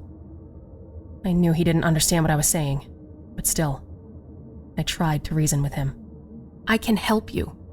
Let me help you," I told him, trying to reach out toward his shoulder. He gnashed his teeth and lunged toward me, scratching my arm with his twisted nails. Then, he came at me with even more ferocity as I screamed. Suddenly, I felt a firm grip on my other hand pulling me back up the steps. Peter guarded me and swung a hammer toward the old man, causing the stranger to growl in frustration and slink away toward the shadows. "Don't hurt him, he's just confused," I said. Are you crazy? He tried to attack you. Peter insisted as he moved toward the old man. "Let's just call the police, please," I said, holding him back. The old man squatted down back into his hiding place, the way a snake would return to its hole, and Peter stalled, then nodded toward my suggestion. Fine, but I want him gone, he muttered as we walked up the stairs together. I could still hear the old naked man growl as we did. Unsurprisingly, when the police arrived, somehow, the homeless man had already managed to find a different hiding place. "I don't see how that's possible. There's no other way out of the basement," I told them as they came up the stairs. "He's probably been here a lot longer than we think. Knows all the in and outs," one officer suggested as he looked toward the bruise on my arm. "The squatter do that too?" I quickly covered it up and shrugged, feeling my face turn beet red. "It's nothing. I got a few scrapes working upstairs," I told them. The officer nodded, glancing over toward Peter, who was making a statement to his partner. And then he reached into his pocket and took out a business card. "Well, listen. If you feel like you're in any kind of trouble, this is my private line," he said, passing it to me. "Thank you. I'll keep that in mind," I said with a nervous smile. Peter and I made up to each other that night on the rooftop. I insisted that we should grab a six-pack and just look out at the stars as the night passed us by. "Isn't this country beautiful?" I asked wistfully as we saw a shooting star. You are beautiful. I am so sorry for my behavior earlier, Bernice. You are... what is the word? You are my world. Peter told me. I kissed him. "Let's promise not to fight anymore," I said. We made love amid the dark. But our love did not last for much longer. Another week passed and we started to see a change in the Highbrooks. Wallpaper was in place, the carpet was down, and the lights were on. It felt like it was alive again. But Peter and I's arguments were getting worse. Each time they ended with neither of us talking to each other for the rest of the day. One time, Peter even threw something at me. I knew he wanted this project to be over with, but these petty fights were getting us nowhere. Finally, I confronted him about it in the kitchen. "We need to talk," I said as he got under the sink to fix a leaky pipe. Not now, he remarked. "Yes, now," I said as I sighed and remarked. "Frankly, I need to know that we're okay, that this is going to stop." He looked up at me, confused and agitated. I am not doing anything wrong, he insisted. "We've been at each other's throats for almost a month now. We said we would stop, you promised," I told him as I fought back tears. I am not a liar, he growled. "Well, then I'm a fool, because all you've done is treat me like I'm your property," I said. He slammed down his tools and got in my face. I did not ask to come here and do all this. If I wanted this servitude, I would have stayed in Russia. He snarled. Well, then go back there for all I care, I shouted as I stormed out. I went up to distract myself with cleaning. Another day, we were in the basement again, arguing over the plumbing. And Peter slammed me against a wall. You're hurting me, I told him. He apologized immediately and slammed his fist into the wall instead of my face. The act of violence made me frightened. And that night, I almost called the police on Peter. I needed to give him another chance, I told myself. This is a lot harder on him, coming to a new place and adjusting. I told myself things would get better. Then I found the old man again, this time while I was vacuuming one of the penthouses. I was dusting the closets, and when I turned around, he was just, well, there somehow. He was on the carpet, hardly looking as starved as he had before, but still a bit chaotic. He was, however, wearing some clothes that I guessed he'd stolen from the laundry. So at least I didn't have to see his naked body again. Dom, I don't want to call the police on you again. Please, tell me why you're here, I insisted. He reached toward the carpet and ran his fingers through the fabric before making a grunting noise. My home, he answered. But you can't stay here, I told him. My home, he said this time with a firm voice. It's our home now, I told the old man as I walked past him and added, I don't want to get you in trouble. If you agree to leave peacefully, I'll pretend I didn't see you, I told him. Leave? I am not the one who will be leaving. Dom answered angrily. His tone frightened me, and I quickly locked the door. Suddenly, he was agitated again, and scratching on it like he could get through. I'm sorry, I said as I rushed to find Peter. This needed to end before we opened the doors to the public in a week. I found Peter in the kitchen on the second floor, working on the cabinets. I could see that he still hadn't been cooled down from earlier, so at first, I hesitated about mentioning the return of our unwanted house guest. He saw my frantic eyes and didn't question why I was there. Instead, just followed me up the stairs. Once at the locked room, I stood at a distance and watched as my fiancé burst through, only to find an empty suite. Bernice, what is all of this about? He asked in frustration. It was the old man. He was here, I insisted, shocked that he was gone again. I do not have time for games, Peter said, pushing past me. I'm telling the truth. Don't walk away from me, I said, grabbing his hand the same way he had done that first day. He turned around and smacked me in the face, sending me tumbling to the floor. Don't lay your hands on me, woman, Peter shouted back. What the fuck? You son of a bitch, I said, getting up and then shoving him back. His body hit the wall. And this time, I could tell that I'd taken things too far.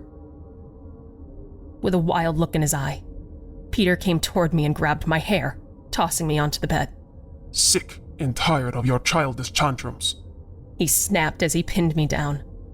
I struggled as he grabbed and fondled me, making my body feel exposed and uncomfortable. Get off me, I snapped back.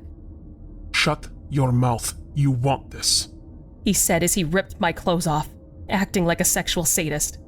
No, I don't. Stop. I said stop, you bastard, I said, slapping and kicking.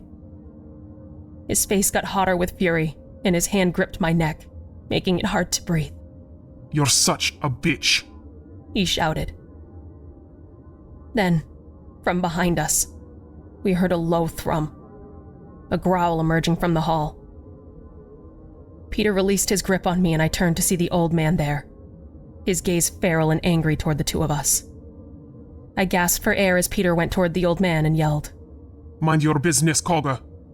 He raised his hand to hit the old man, and I rushed to stop him, causing Peter to slam his fist against me instead.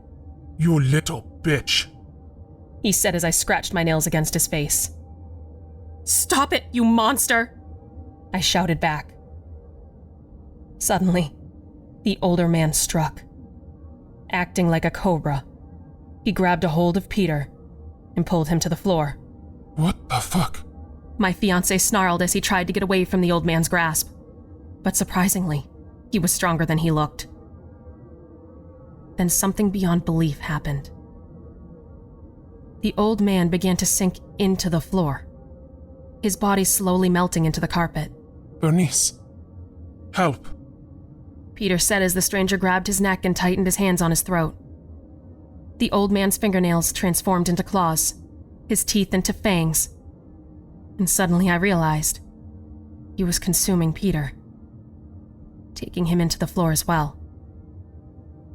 Peter screamed as his legs broke, trying aimlessly to fight the creature with a death grip on him as they sunk into the floor. Then his back snapped, and he shouted obscenities and looked to me for help, desperate for escape. I stood there and watched, paralyzed with fear, but also thankful, as a sudden realization came over me. The stranger was helping me, protecting his home. Peter's skin began to slide off, pushing his muscles and bones to different directions as he was now against the carpet himself. The old man's mouth widening until it was large enough to swallow him whole.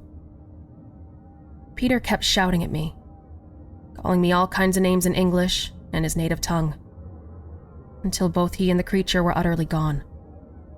One vanished, the other devoured. Then the carpet morphed and settled like a rippling lake. I told my parents that Peter had left and returned home. They didn't ask any other questions. The following week, people started moving in. New couples like Peter and me had meant to be. A few even reminded me of our dynamic, and that worried me. I still see Dom sometimes, slinking amid the shadows, but I don't bother him anymore. We understand each other. I bring him a small tray almost daily, a gift to thank him for what he did for me. And sometimes, when I see those young couples that remind me of Peter and me a little too much, I give him something else.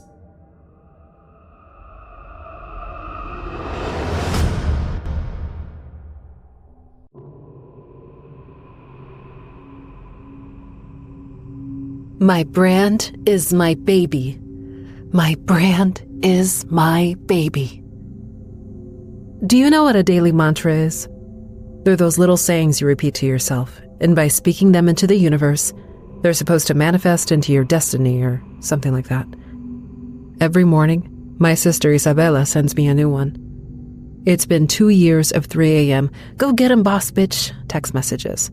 And the only things I've gotten are coffee and lunch orders. I used to pick up breakfast for the office, but someone claimed they were allergic to bacon and requested I no longer do the breakfast orders. My brand? No one is allergic to bacon. Even a pig will eat a pig if you give it a chance. Is my baby, I shouted. The reason I'm here, yelling at my bathroom mirror at this ungodly hour, is because No Bacon Becky called out this morning and told me to cancel all her meetings. She only had one meeting on the books, and I didn't want to be rude. Okay, I'm trying to steal a client and get off of coffee duty, okay? Sue me. The phone vibrated then so fiercely in my hand that I jumped and almost dropped it. Get a grip, Mia, I whispered. I combed my fingers through my hair and saw the message come to life just as I got dressed for the victory that was in my near future. Message from my little sis. You got this, chica. Show them you mean business. Who's the client? Is it Michael B. Jordan? Slip in my number. No, FaceTime me. I rolled my eyes and tried my best not to laugh, calling attention to myself as I made myself at home in Bacon Becky's office. My fingers danced along the screen. Damn, can I reply, ho? My little sis said, My B. I said, It's not Michael B. Jordan. Little sister said, Okay, is it the guy who played Wallace on The Wire? I said, It's not Michael B. Jordan. little sis said. Okay. Who is it? Rebecca Goldman? He asked. It was a smooth question, laced with a hint of dominance in his tone. My head slowly came up from my lap as I awkwardly settled into Rebecca's black leather chair. All her planner said was Blue 1130. I watched in awe as his hand extended towards me, his white gold Rolex peeking out, gently tucked beneath a bright white cuff of his tan, fitted suit. Vincent Grant. I'm sorry I'm late, he said. I looked back down at my phone and then tossed it into the open desk drawer before standing up, perhaps a bit too eagerly to shake his hand. He had a firm grip. He must work out. It's fine. I was just dealing with one of my other clients. You know how it is. Why did I say that? What am I talking about? Vincent politely smiled and sat down across from me. You don't need to explain. My manager had a few fires to put out back in the day. He had a clean haircut, one that made his brown hair shine under the office lights like he was stepping out of a GQ ad. His face wasn't like those pretty boys you see trying to get into downtown clubs with their shirts unbuttoned down to their belly buttons. No, he had a rugged look. Kind of like James Dean, a classic type of cute. I'm sure you were nothing but trouble back then, I replied. Vincent lifted his right leg, resting his ankle on his knee. Oh, the trouble never stopped. The manager just died. He locked his bright blue eyes on me, but he wasn't smiling, not even a cute smirk. I had a hard time deciding if he was joking or if I should have sent flowers. I'm so sorry, I mumbled. Don't be. It was 20 years ago. I'm sure he's come to terms with it by now. This time he laughed, and I quickly joined in. He shook his head and rested his hands on his leg. You look nothing like I thought you would. Was that a compliment or an insult? And how did you think I looked? Not that I have a problem with it or anything. My ex-wife was from Cuba. You just didn't sound Hispanic on the phone, he replied.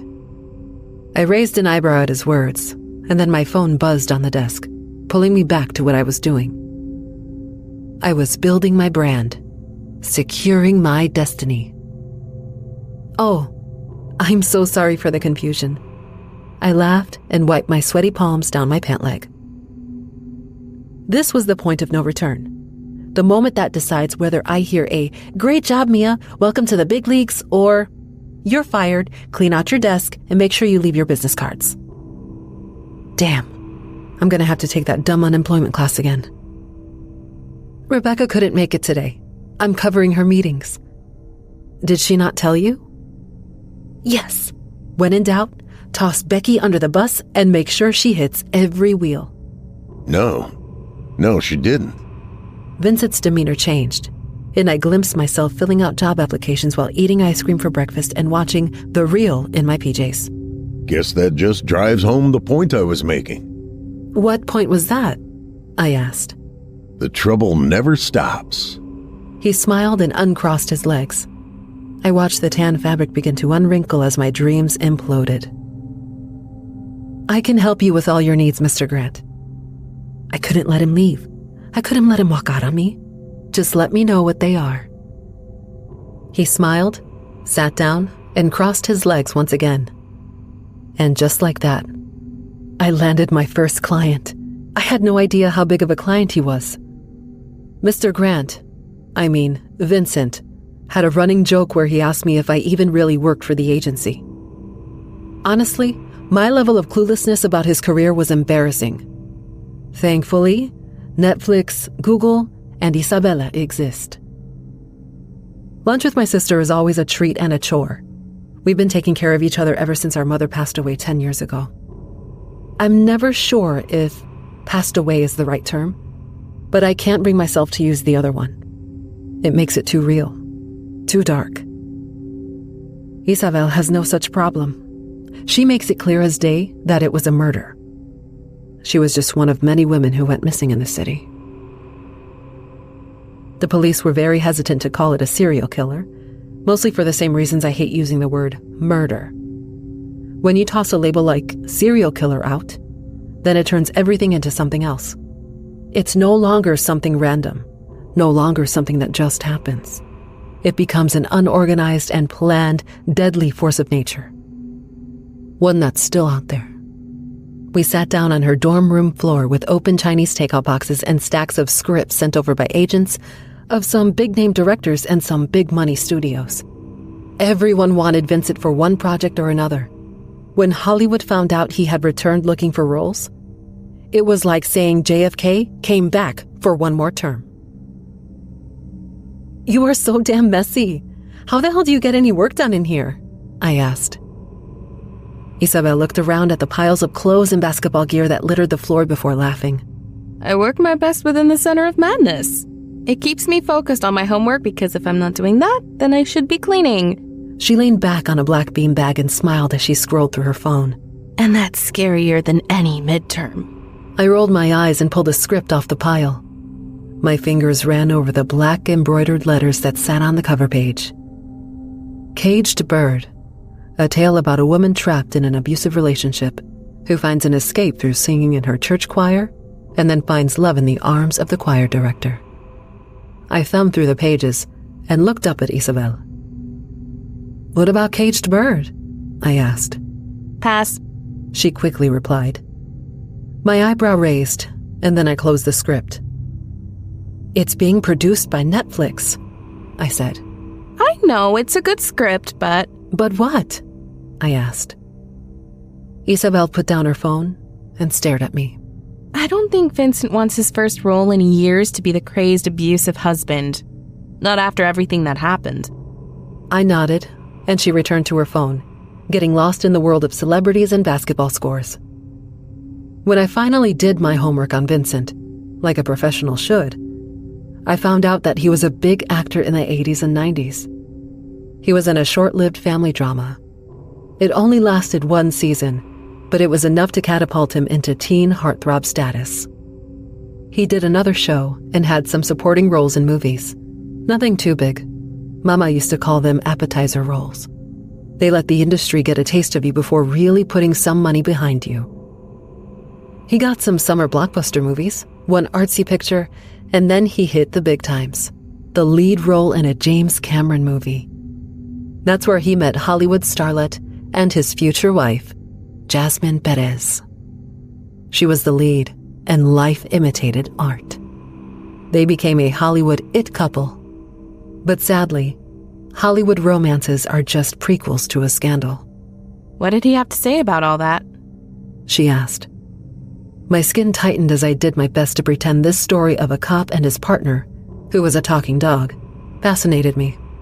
Hey, puta, I know you heard me, she shouted. Slamming the script down on the shaggy carpet, I hissed. I didn't ask him about it, okay? No, it's not okay, she said. Isabel pulled her long black hair back and wrapped it up into a nice little bun. Her eyes locked on me, and she grabbed my hand. Do you want to go back to cleaning hotel rooms? What? No, that was only for the summer, I said. I hated that job, but I had nothing else. The agency told me I couldn't start until the fall. I thought it was my big break. But until then, I still had bills. You know, the moment his face hits a camera, people are going to ask him what happened to Jasmine, Isabel said, and then she grabbed one script and tossed it into my lap. He has to be ready for the tough questions or they'll eat him alive. And if he's dinner, then... I know. I'm dessert. Hillside? Vincent plays a doctor who helps a nurse get revenge on a serial killer, Isabel said. I recoiled from the white page like it was a cobra getting ready to strike. I shook my head. Isabel placed her hand on my knee and sighed. Don't make everything about her, okay? Isabel replied. Okay, I hissed. It was sound advice, but that didn't make it easy. Not for me and not for Isabel. But thankfully, we had distractions. She had basketball, and I had Vincent. A few months passed after Vincent rapped on Hillside. Isabel was right. It was an amazing role for him, and he was grateful that I brought it to his attention. So much so that he got me a new car. It was beautiful, and it floored me. But it wouldn't be the last thing that Vincent gave me. "Are you nervous?" I asked. Vincent looked at my reflection in the mirror and smiled. If I said I was, could we skip this and get dinner? I laughed and turned him around as my fingers went about their business tidying up his black tie. "No," I replied. No to playing hooky or no to dinner? He asked. I placed my finger on my lips and leaned back, staring at him. "You should have worn the other suit. It made your eyes pop," I said. You're avoiding the question, Vincent replied. "No, I'm not," I replied. I was. As much as I tried to ignore it, there was something growing between us. I wasn't sure if it was the gratitude we felt we owed each other, or that neither of us had anything that even remotely resembled a dating life. "I like you, Vincent, but for this to work, there have to be some rules," I said. Rules? He said, with a playful hint of disgust.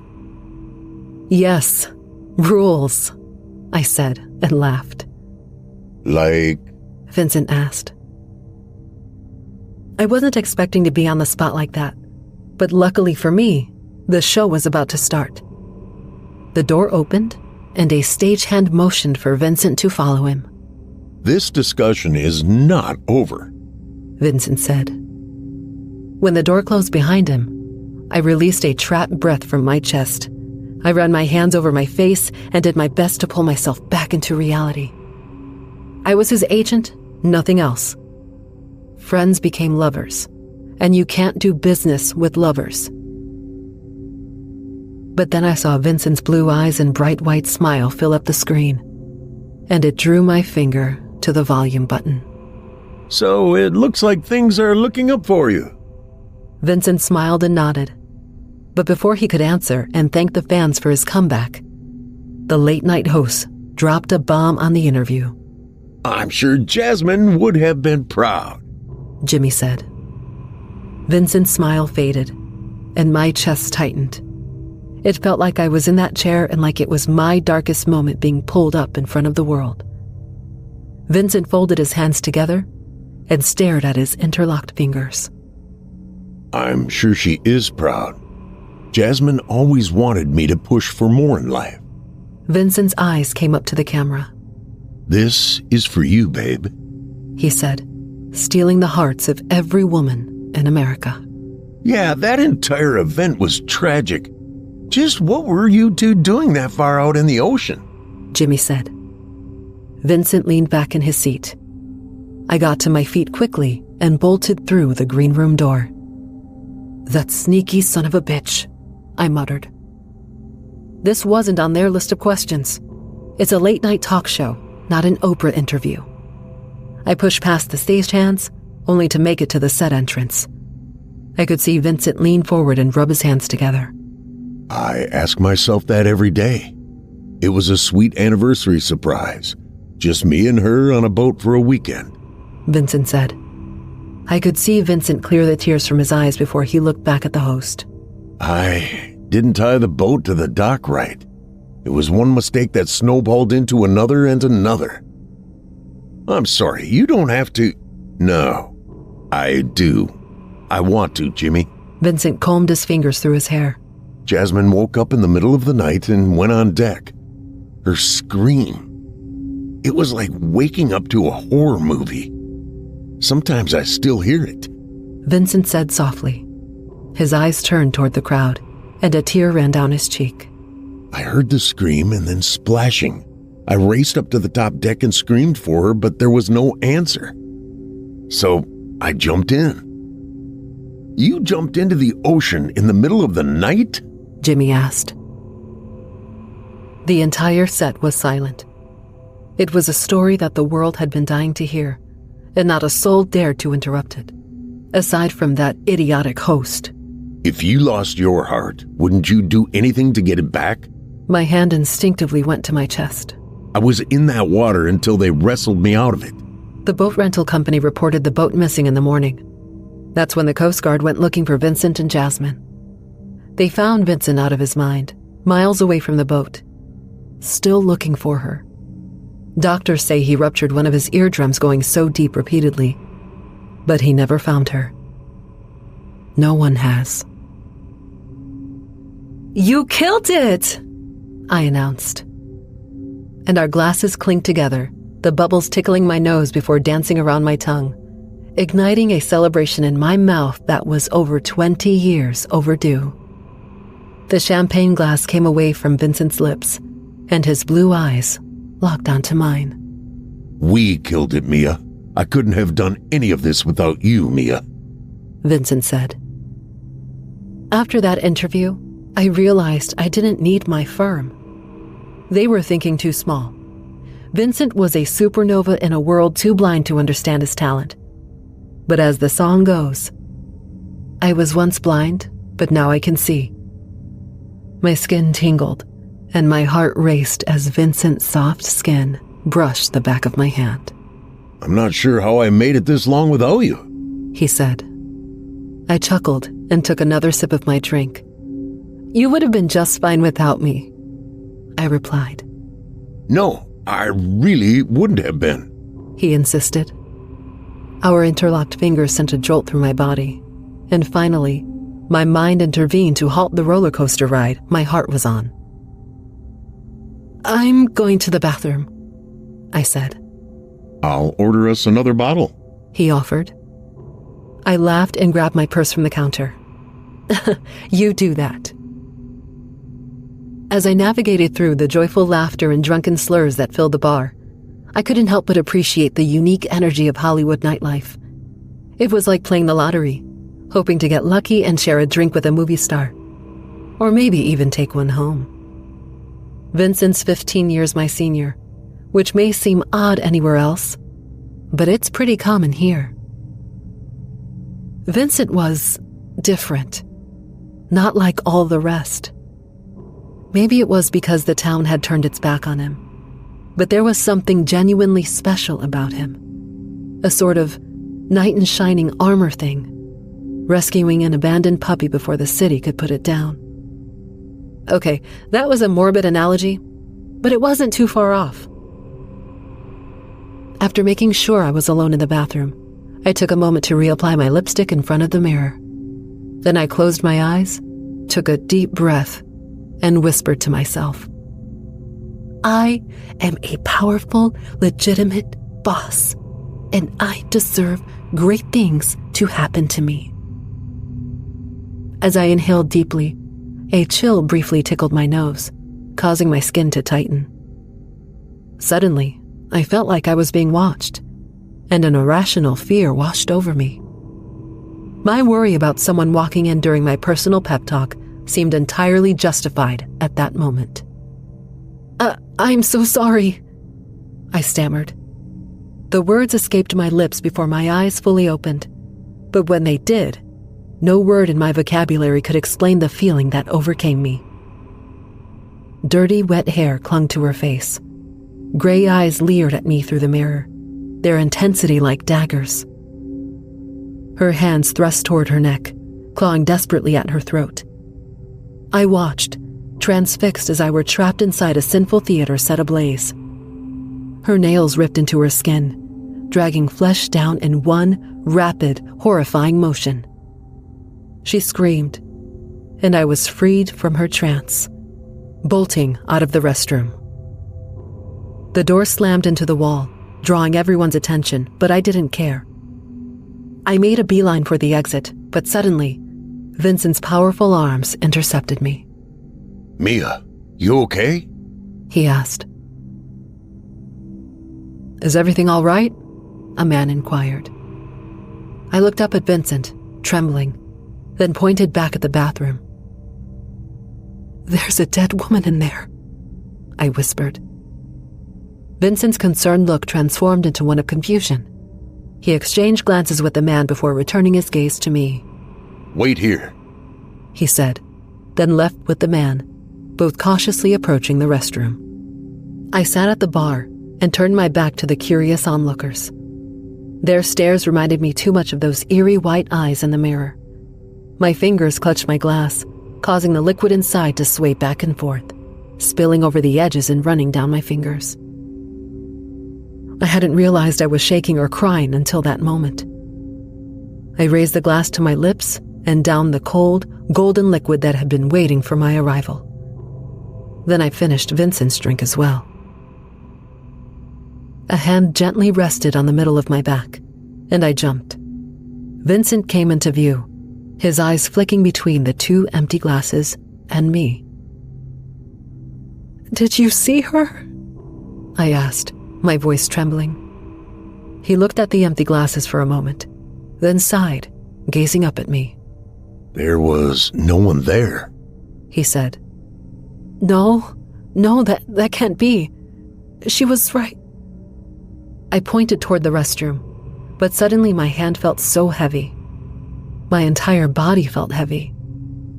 My lips moved ever so slightly, but I couldn't form a coherent sentence. I stood up, only to have the floor ripped out from under me as I collapsed. Vincent loomed over me, his words muffled, and then the man returned, assisting Vincent in helping me up. They both seemed so massive, like towering palm trees. The room grew darker, as if something were slowly blocking my vision, until all I could see were her pale eyes, and all I could hear was her haunting scream. People always say, "I got so messed up, I don't even remember last night." They say it as if it's something relatable, but I've never had that kind of night.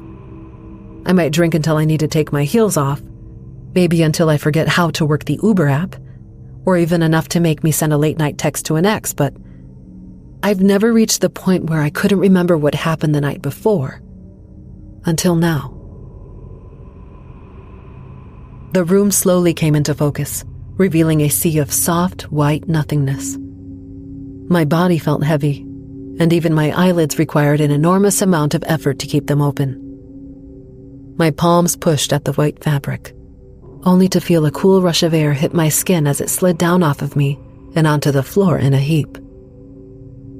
The sun was blinding, and I struggled against it, but I couldn't escape its relentless brightness. It shined down on every part of me, casting a harsh light on my shame, and I wished I could hide back under that sheet.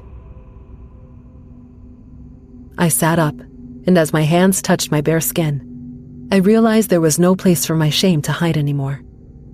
The weight of uncertainty filled me, and I couldn't remember how I ended up here. Tears welled up in my eyes as I forced myself out of bed, wrapping that soft white sheet around my body. I'm the older sister from a single-parent Latin household. I won't judge anyone's life, but one-night stands weren't me. The glass door unfrosted as I pulled it open, and I ventured down a long hallway, trying to piece together the events of the night before. We had drinks, or maybe just one drink, and then I went to the bathroom. I stopped the memory of the bloody woman coming back in a rush.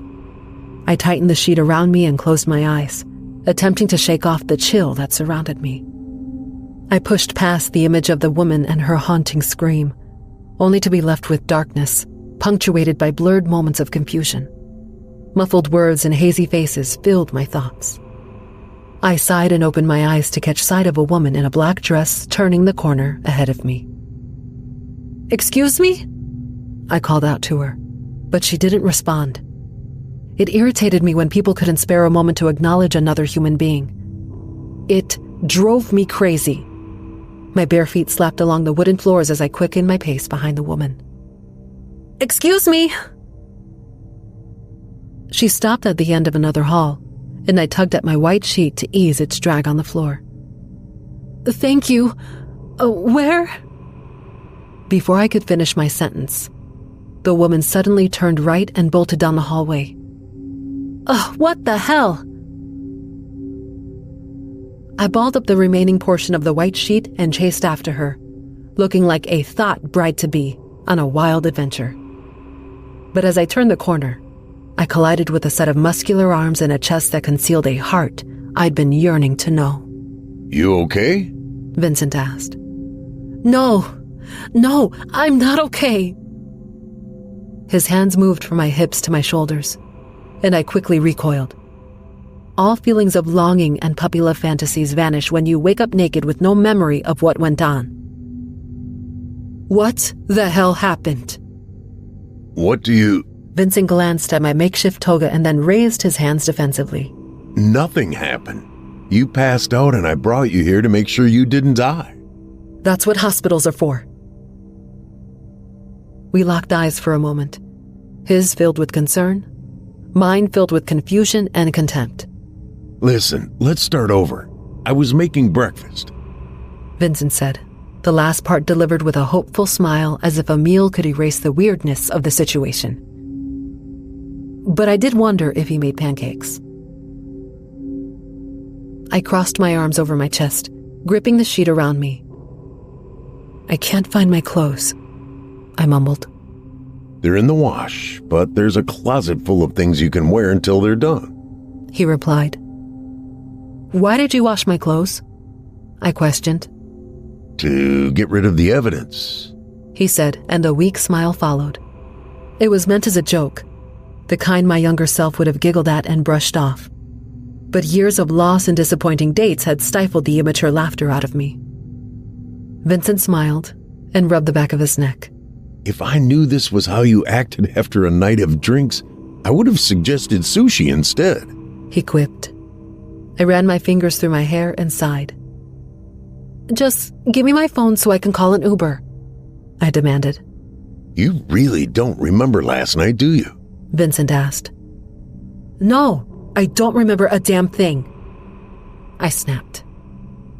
Vincent's jaw tightened, and he pulled what looked like my phone's demonic cousin out of his pocket.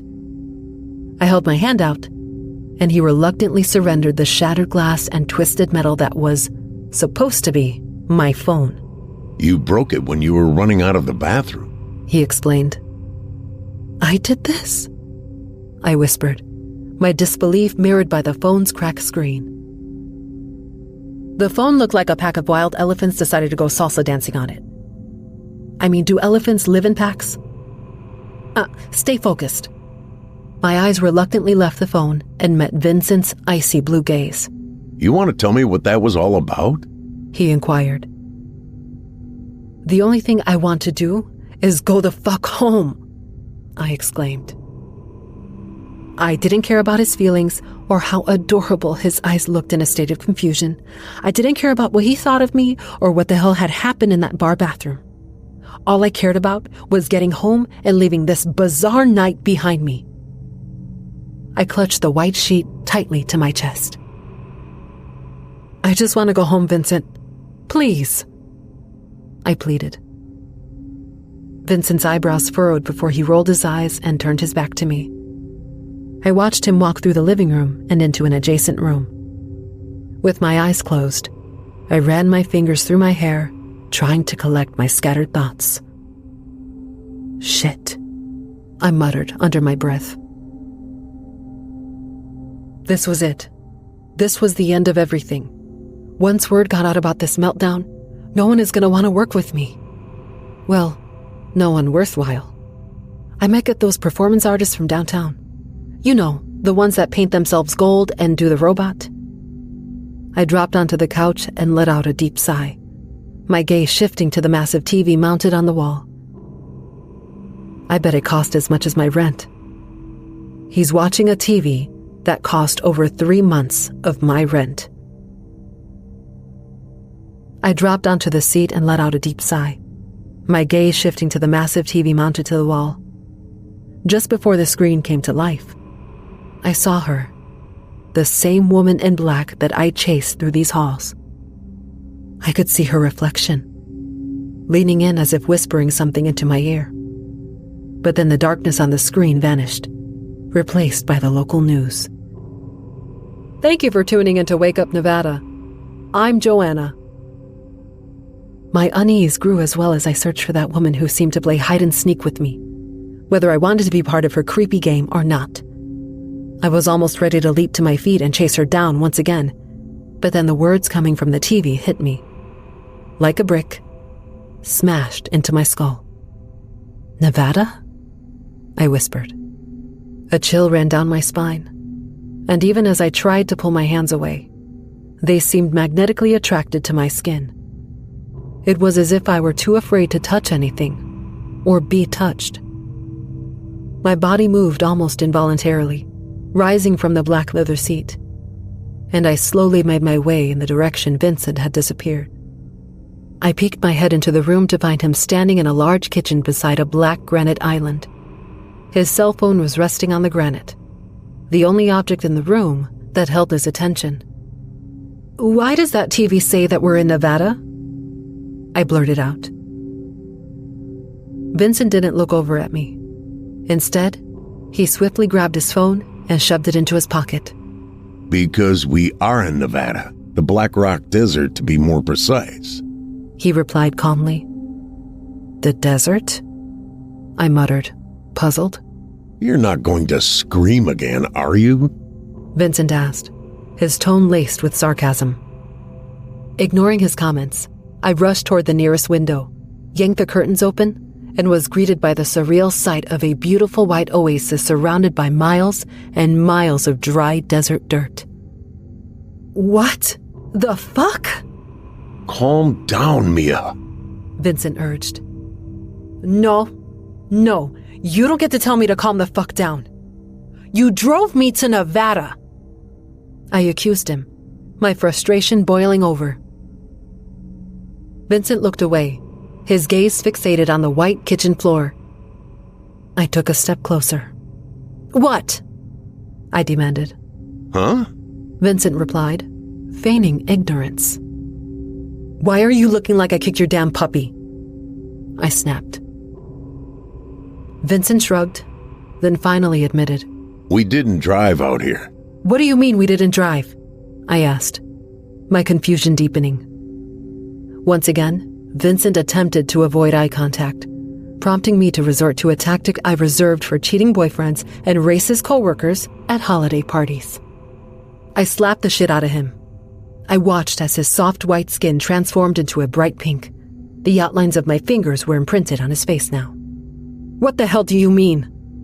Vincent's hand rubbed his cheek before he hissed. "We flew here in my chopper."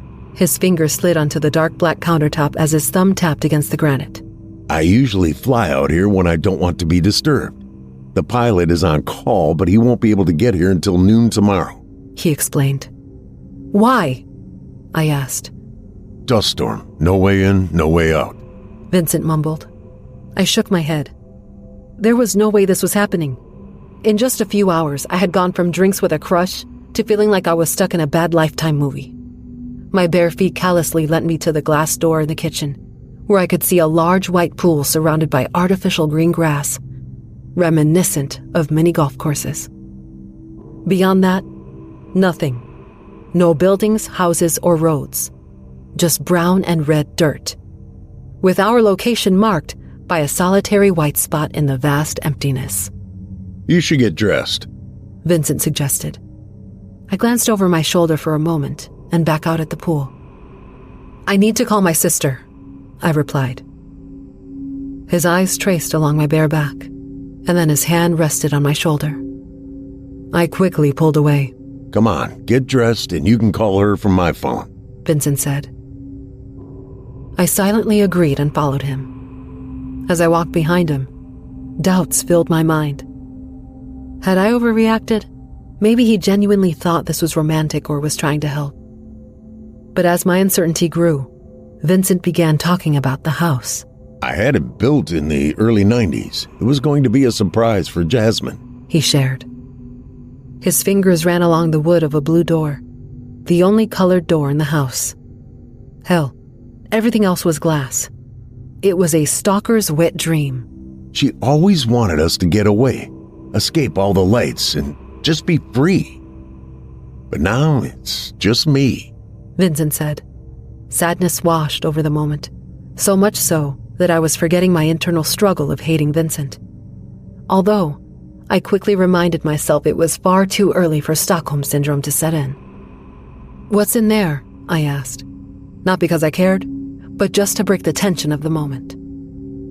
Vincent's gaze lingered on the blue door, and he gently patted it. It used to be a trophy room, but it's infested with black mold. I wouldn't go anywhere near it if I were you. He warned. "You planning on fixing it?" I asked. No, there's death in that room. I just plan on keeping it locked away. He replied with just a hint of laughter, a joke that I seemed to miss. Just make sure you never go in it. He was talking like I would be here longer than a day. I had no plans to explore his moldy little trophy room. It was most likely some extravagant porn theater anyway. I followed him to a bedroom much like the one I had woken up in, except this bed was larger and had black silk sheets. My clothes were neatly folded on top of it. Vincent retrieved his phone and handed it to me. "Thanks," I muttered. Vincent nodded and made his way to the door.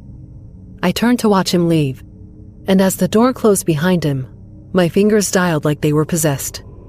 I put the phone to my ear and listened as it rang and rang.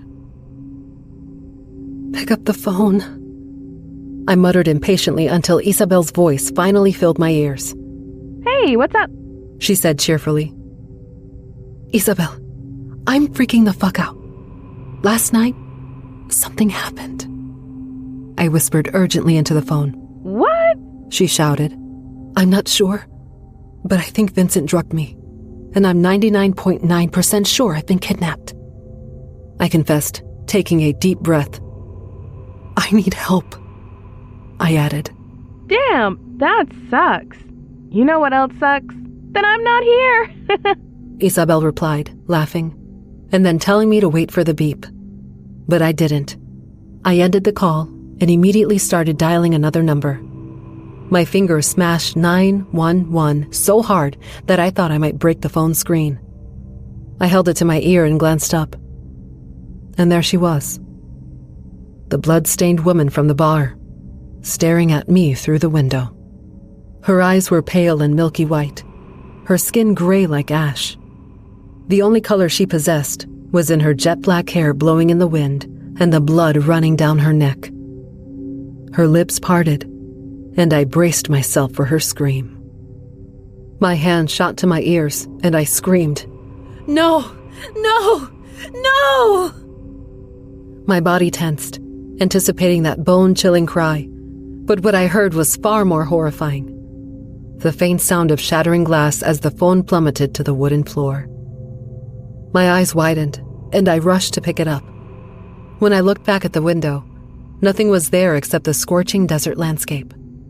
I gazed down at the shattered black mirror and tapped the screen, hoping to bring it back to life, but I got nothing. The door opened, and Vincent's voice surrounded me.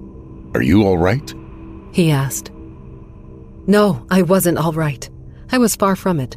Vince kidnapped me. I was clearly suffering some mental breakdown due to whatever drug he slipped into my drink.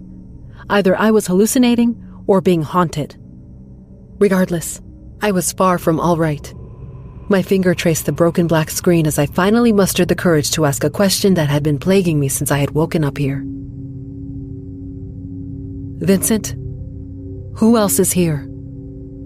I asked. I knew the answer before it left his lips, but tears still ran when I heard his answer. Nobody. Why? He said. Hours passed, and I found myself back in the room with the white sheets, unable to tear my gaze away from my feet, too afraid to look anywhere else. Vincent made us something to eat. I was apprehensive about being drugged or poisoned, but I figured if he wanted me dead, I would be by now. So, I ate. He spoke about our time together, about our future, using words that sounded like we were a married couple on a weekend getaway.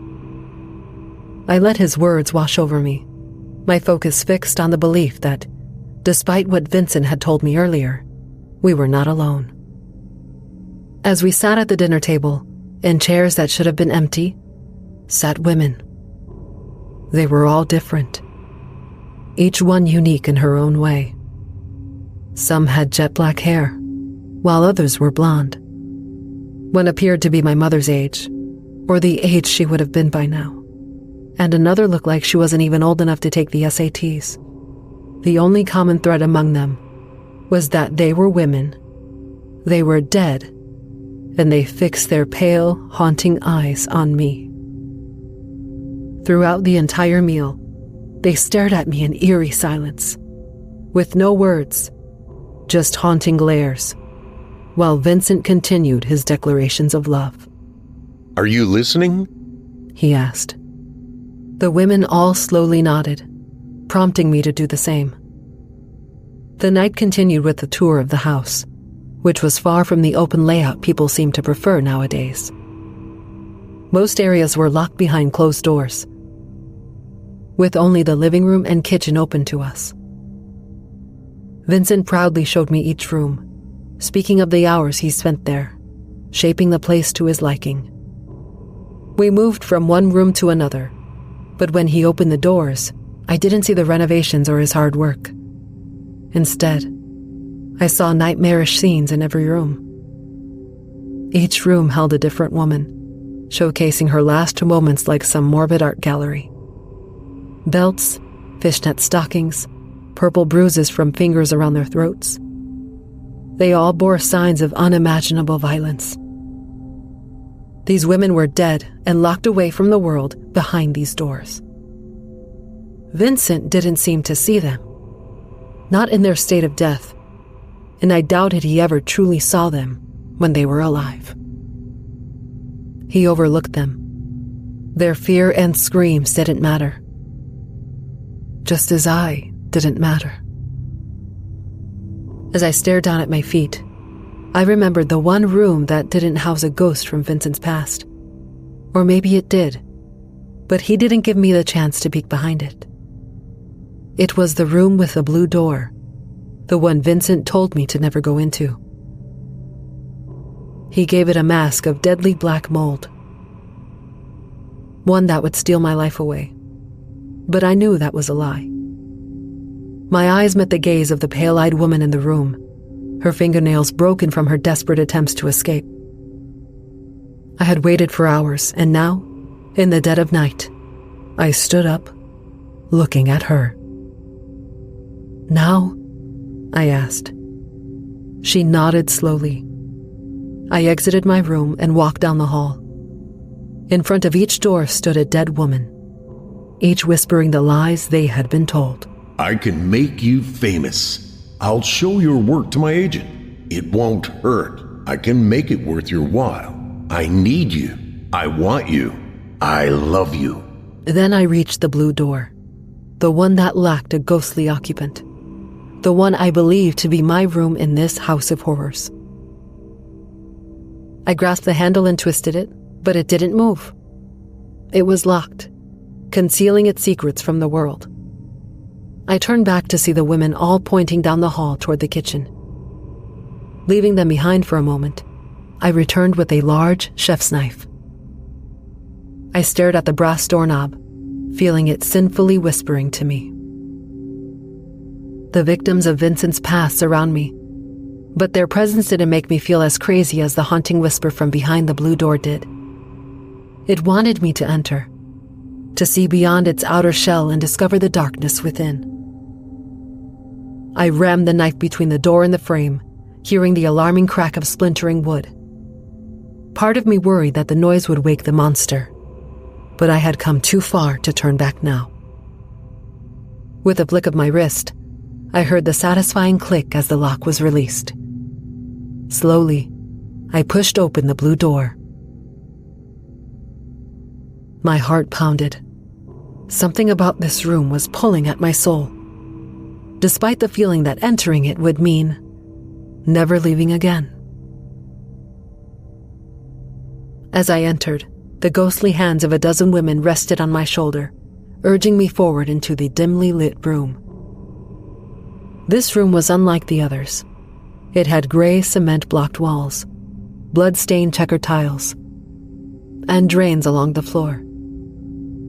Mounted on the walls were the wide-eyed faces of women who had walked these halls before me. I forced myself to look into their eyes, each one begging to be seen. When I reached one face, it was all too familiar. She used to stare at me from magazine covers and billboards. Her hair was jet black, and marks marred the base of her neck, unlike the others. Her stare held panic and sadness. She was the woman from the bathroom, from my bedroom, and from one of Hollywood's biggest mysteries. "Jasmine?" I whispered softly, careful not to wake the dead, though it seemed they never slept in this blue hell that doubled as the devil's workshop. The ghostly hands continued to push me along the tiled floors, past swings, straps, and other objects some people use to spice up their relationships. But I knew they weren't for love. Not in the hands of this monster. The weight of the ghostly women rose off of me. The need for me to see their pain was now gone. My eyes fell upon a table covered by a sheet, a lumpy shape concealed beneath it. My trembling fingers reached out, grabbing the sheet, tossing it aside. And there she was, Isabel, strapped to the table, stripped down to her underwear. Tears welled up in my eyes, my hands cupping her cheeks. "Isabel!" I cried, shaking her gently. "Isabel!" I worked frantically to undo the straps, then lifted her into a seated position. I pressed my ear against her chest and heard her heart beating faintly against her ribcage. "Come on," I urged, hooking her arm around my neck and dragging her along the blood-stained floor. When I reached the blue door, I could see it.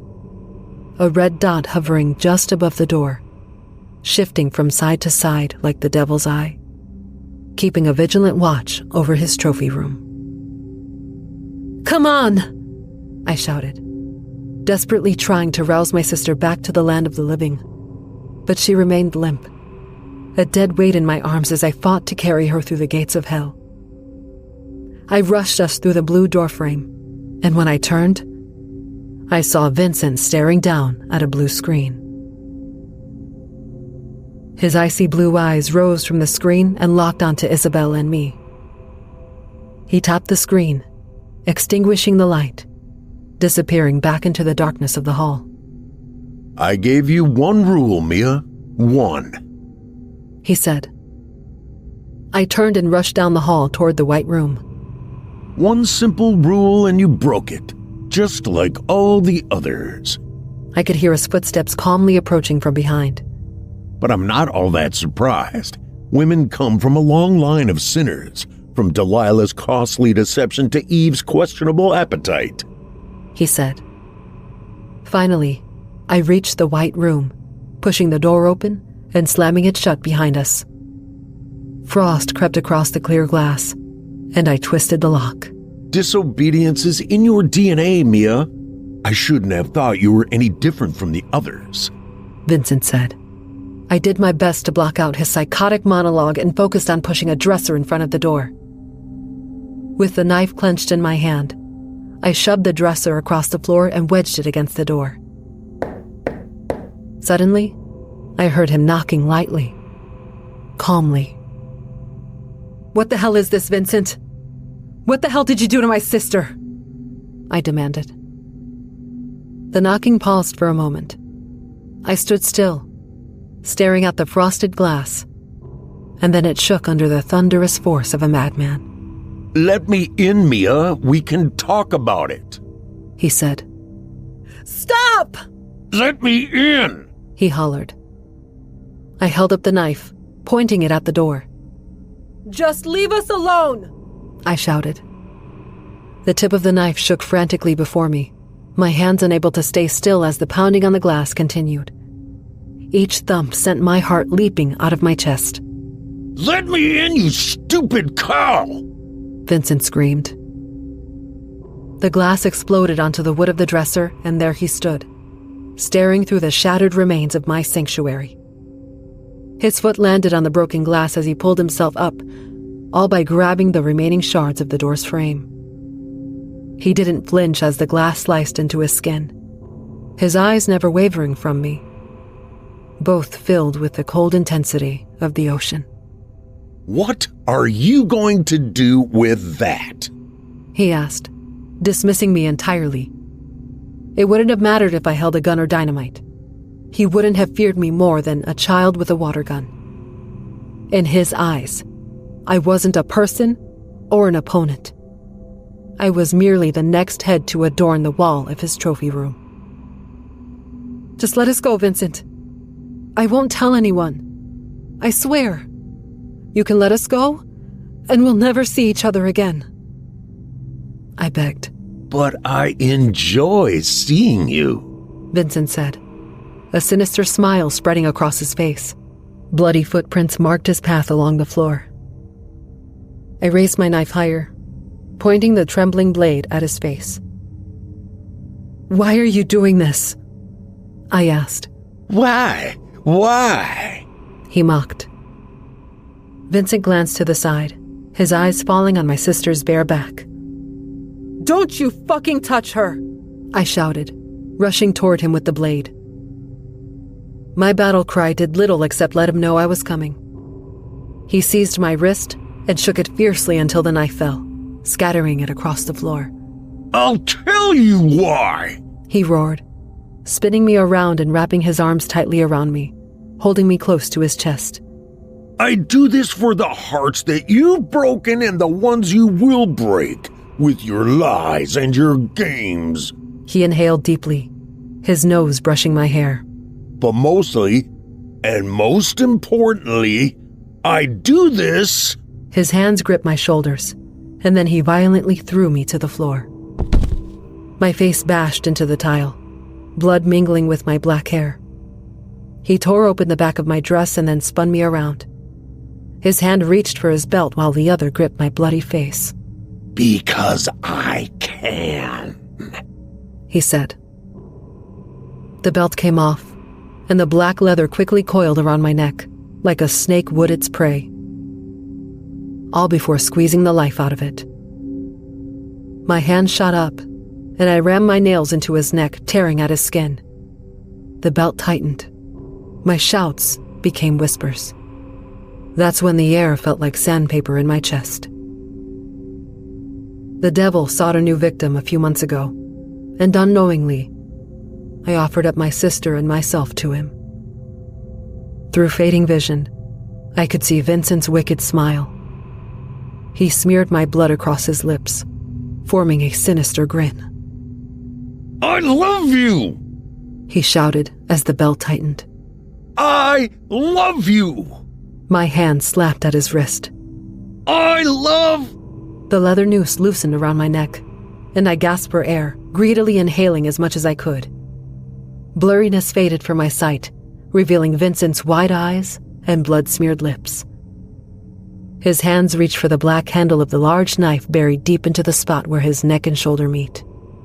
His fingertips brushed against the handle, but another set of hands forced the blade in deeper. Isabel loomed behind Vincent, and behind her stood a dozen of his victims. Their hands rested on Isabel's as she yanked the blade forward, ripping it from his neck. Blood rained down on me, and Vincent stumbled to the side, releasing me from his grip. His hand clutched his neck, crimson-slicked fingers attempting to force the blood back where it belonged. But I didn't care about that. What mattered was the look of pure terror in his wide eyes, and I knew those that Vincent had overlooked and discarded had finally got what they longed for. Do you see us now? I whispered. They hovered over him as Isabel helped me to my feet. The dresser slowly eased away from the door. What the hell? Isabel said. I smiled and embraced her tightly. Movie magic. Just movie magic. Vincent's screams continued to echo through the house for the rest of the night, and they echo through my dreams till this day. But you know what? That scream is the most empowering sound anyone will ever hear.